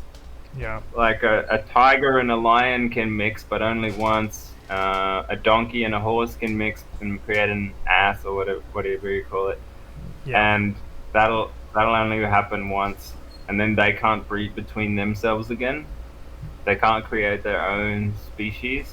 I think the genes get too set. yeah. They become sterile, I Yeah. believe.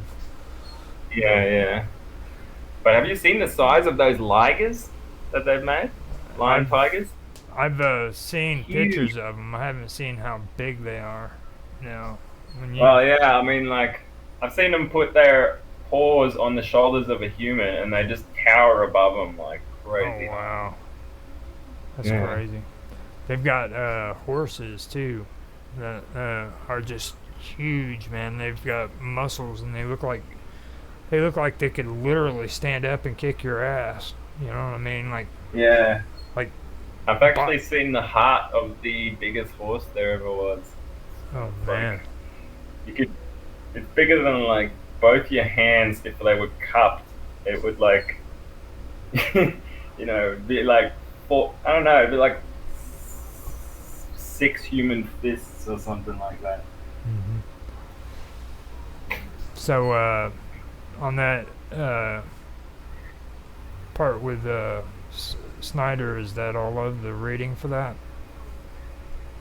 Yeah. Okay. So do you want to tell everybody a little bit about how he ended up dying? I thought I knew, but I'm actually not that familiar with it. Are you?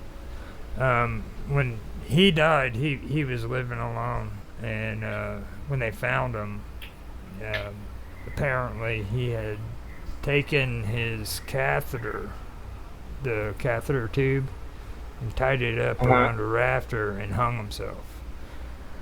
And, No way. yeah, and see, I was talking about his hand, how it was mangled up.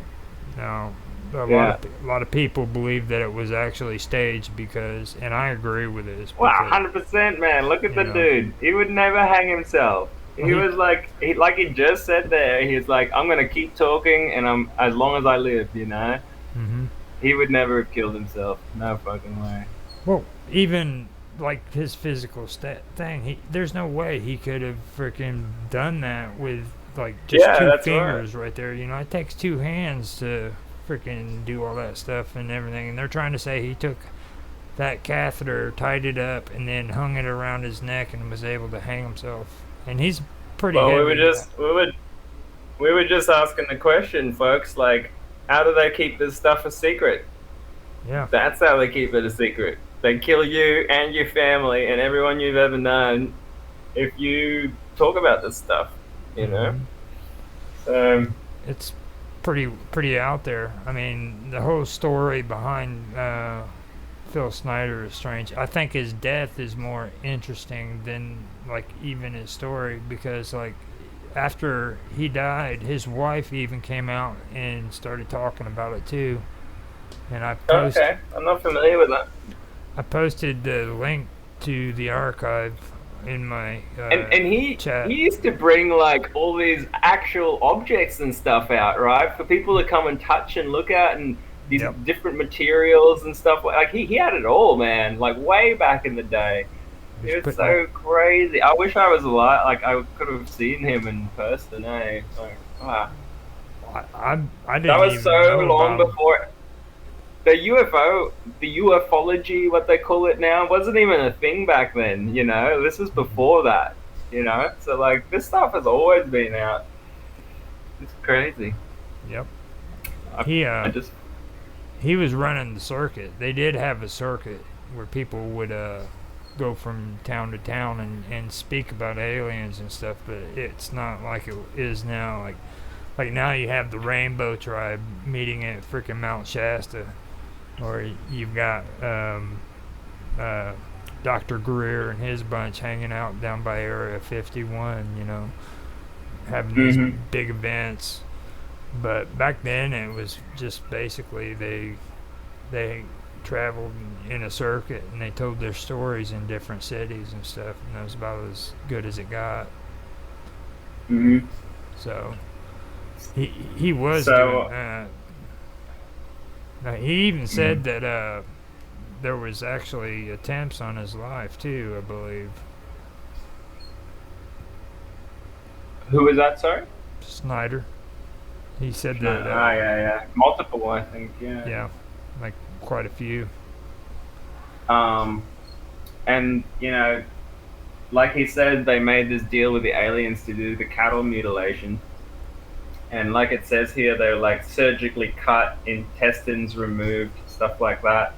Mm-hmm. And the Farsight people did a project on Area 51, and they found that in the top level, like it's a underground base that goes down 10 plus stories down, and in the higher levels, they do like medical stuff, biomedical weapons, biological weapons stuff, and then they go down, and then they found this level that had all these crashed UFOs that are in there, old ones and new ones and all sorts. And then you go down.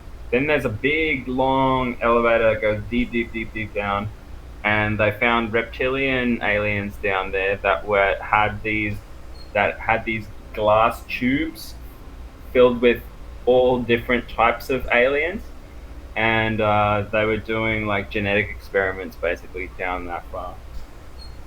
What's up?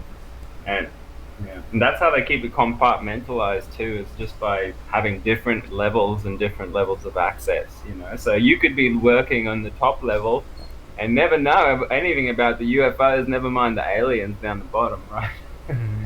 And They see, never come I'd like to make an episode just about compartmentalization. And I know people think that sounds crazy, but it's a very interesting concept because that reaches into the secret space program And we should also talk a bit about mind control, because I've experienced a little, not control, but even interruption or disruption, where I've experienced a situation where we were camping, and started talking about how I believe that the police in Australia are keeping the DNA swabs for drug tests.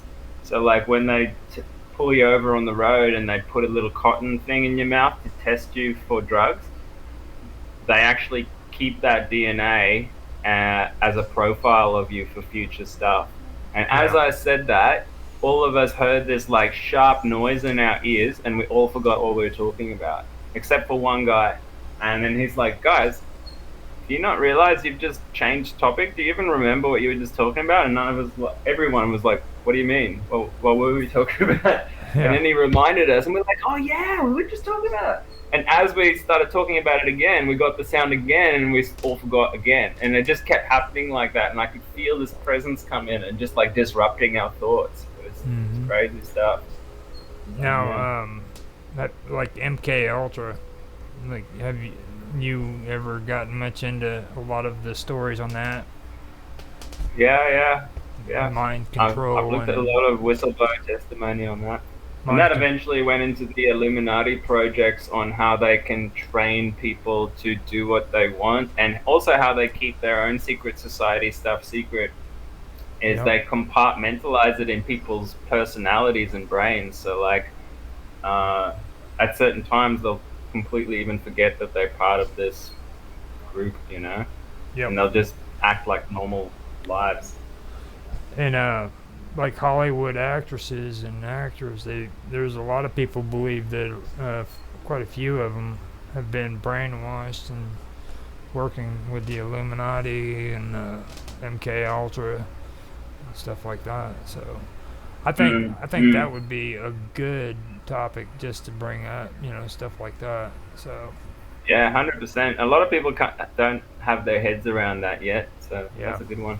It's pretty rough to comprehend. Well, like what we've been talking about here, being honest, we've been really nice. You know what I mean? There's a lot more hardcore situations when it comes to the secret space program, Oh yeah. We and it ties into a lot of the bad stuff on Earth too. Yeah. Now, if things go well, maybe if I did reach out to Tony Rodriguez. I didn't know he was as popular as what he is now, but I asked him. I asked him if he'd be willing to do an interview. So I don't know for sure if he's gonna respond back or what, because it sounds like now he's a superstar. So you know how that goes. Yeah.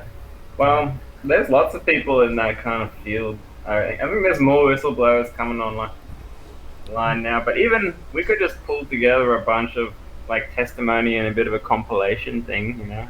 And, Well, I see it know all. a lot of the people that uh, he actually intermingled with on Facebook, so I could reach out to them. You know what I mean? That I'm Mm. pretty sure they're not as popular as he was, because it's like I said, his story is probably the most profound out of all of them. But I could contact some of them. There's this one woman who lived up in the country and stuff, and her family used to do safety visits. You know what I mean, to make sure she was okay. Mhm.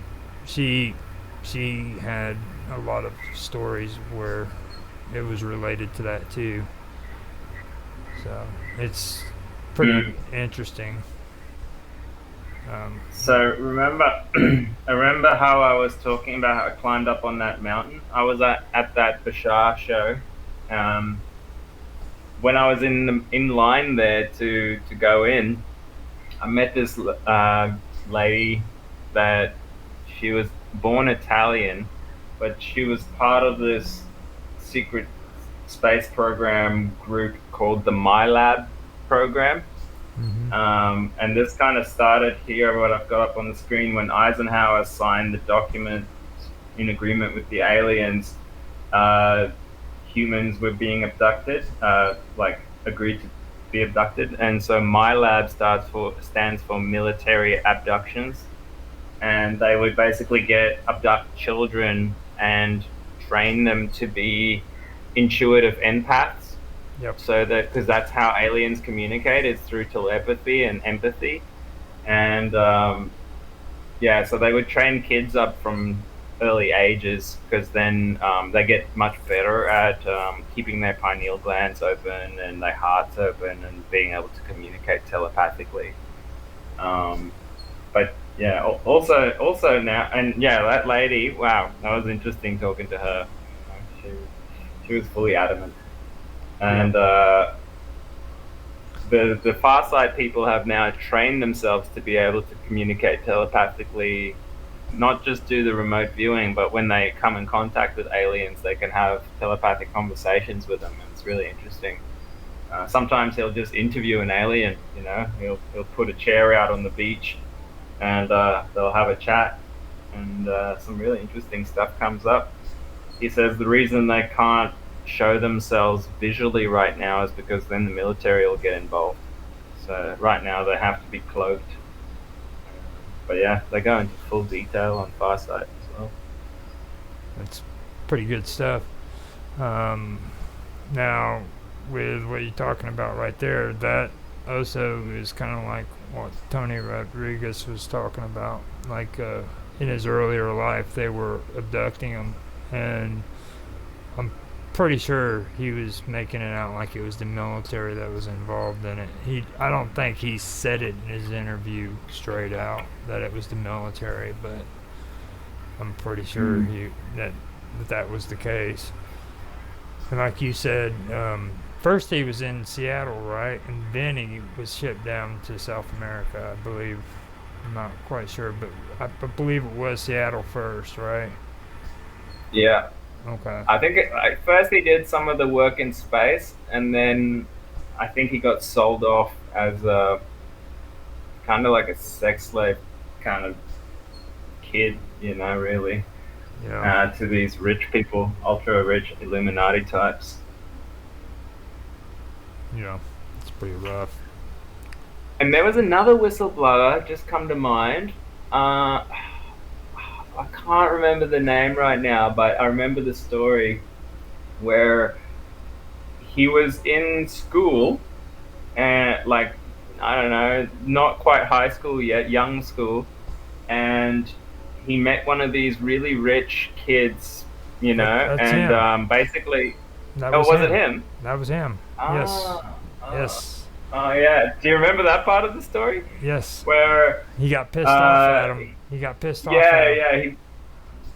yeah. Yeah. He basically like showed up this rich kid, and the rich kid complained to his dad, who was like a politician, businessman type, Mhm. Illuminati type, because he told him that he was in the Illuminati, and then his dad got pissed off and just said, "Well, we'll just send one of our little friends to pay him a visit," and that's Yep. when the gray aliens abducted him. And then after he got abducted from that situation, freaking they came back and placed him exactly where they freaking abducted him at, and changed him back to the age he was when he was abducted.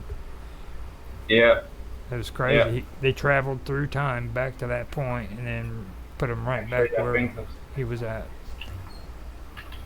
That's pretty interesting. Um, I'm glad you remembered that. so there's also another part that brings up that I recommend people check out. There's a guy called Alex Bartzis. Mhm.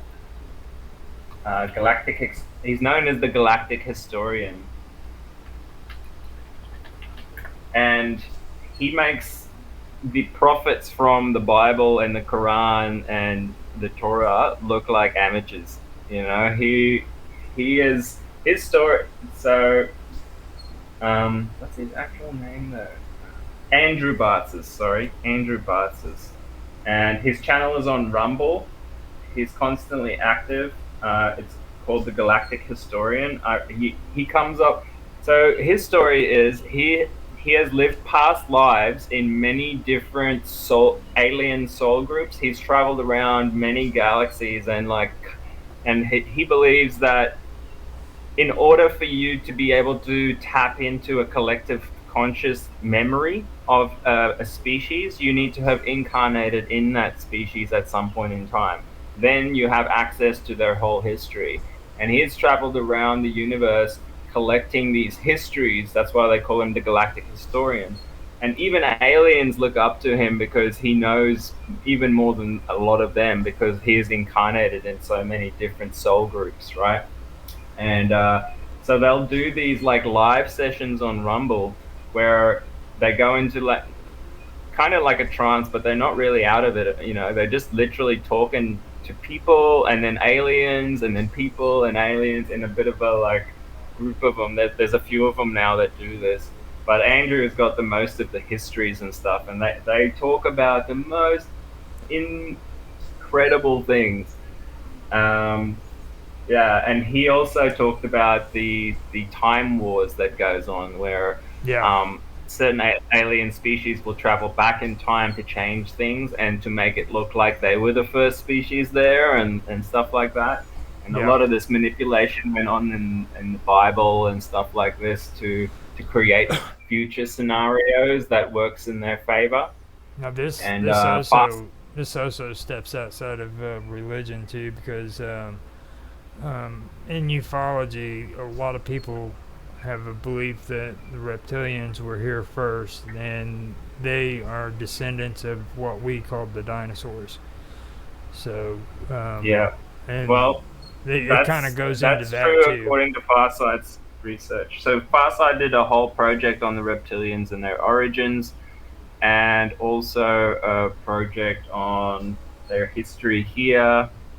And it's really interesting because the reptilians are actually controlled by an advanced AI, where way back in the ancient past, they made a deal with this advanced AI to basically implant in their brains through nanotech, and because it would make them able to perceive into higher dimensions than they could.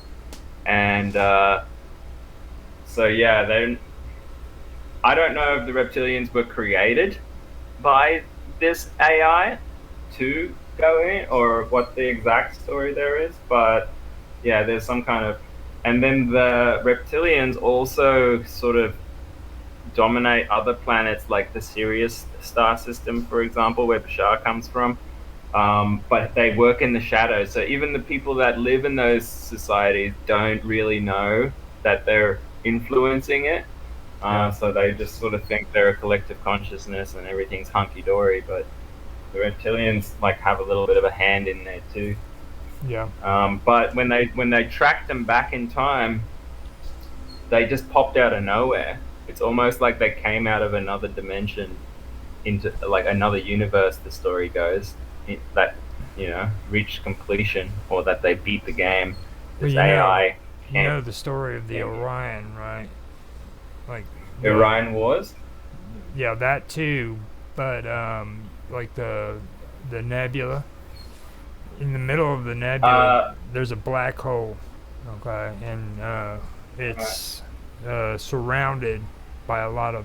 Well, you know what a nebula does. It creates planets and systems and Yeah, stuff. but it's from an exploded star.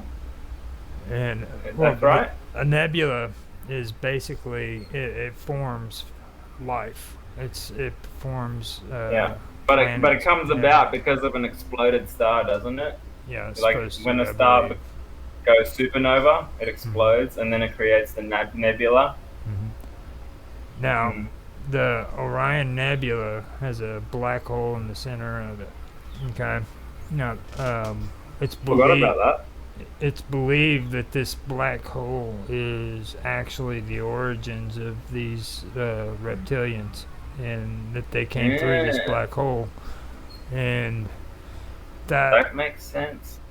that is something that fascinated me about it, because the story that I'm working on, I actually wanted to call it the Eternity Gate, because a lot of it has to do with time and space. Mm. The ufologists who believe in the draconians and stuff are really big on time and space and black hole, the Orion, everything about the Orion, and the Vegas, and like the Orion Wars, like you were talking about. That was like a mass exodus of humans because of the invasion of the Draco. You know what I mean? Mm. So it's pretty cool stuff. Me and you've actually had conversations about that. There's also something else I'd like to point people to that are interested into the scientific aspect of this. I met a Freemason in Australia a couple of years back, one of those sneaky rich types, and I gave him some DMT, and he opened up about this scientist who is Italian guy that made a telescope that can perceive aliens. And I'm like, and then I remembered I actually read about that once, and I found it again, and here is the study: apparent detection via new telescopes with concave lenses and otherwise invisible terrestrial entities. Recommend reading this. It's very freaking interesting. And he came up with his own type of mathematics called isojoule mathematics. It's here. You can find it all on Google Scholar if you want to look it up.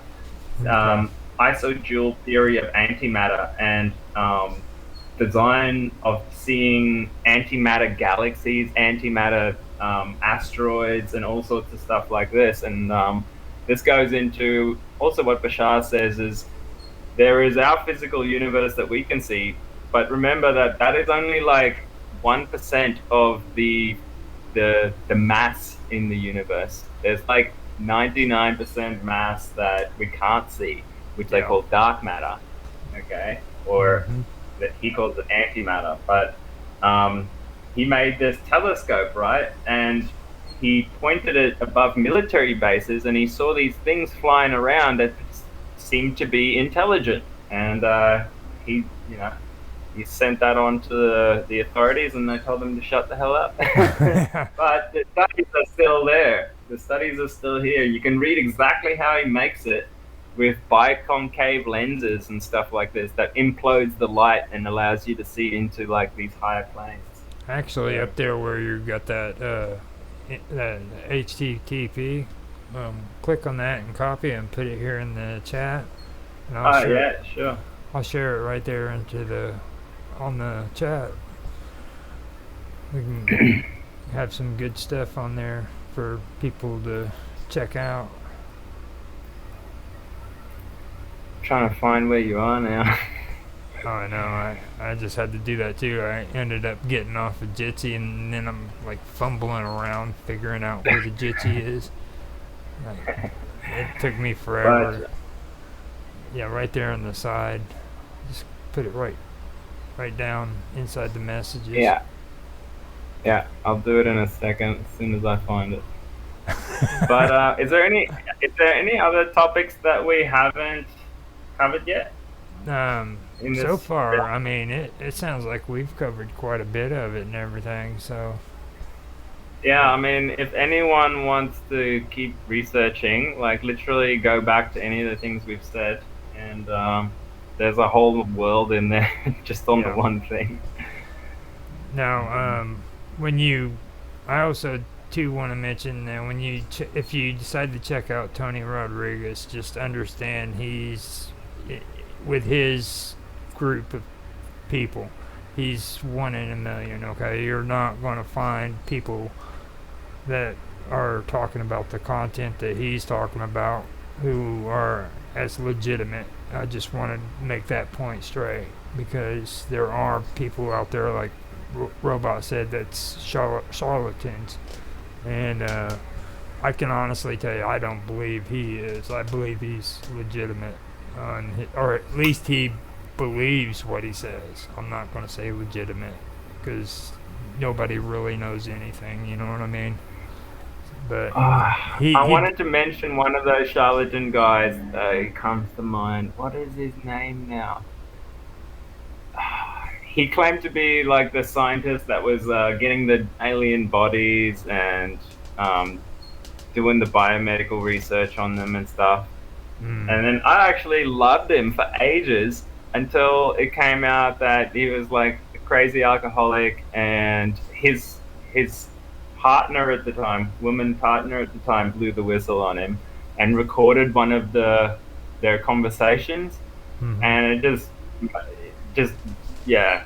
Then it became very clear that he was literally just taking things from his life and calling people aliens and saying, "Oh yeah, it was blah blah blah," and it was just insane, man.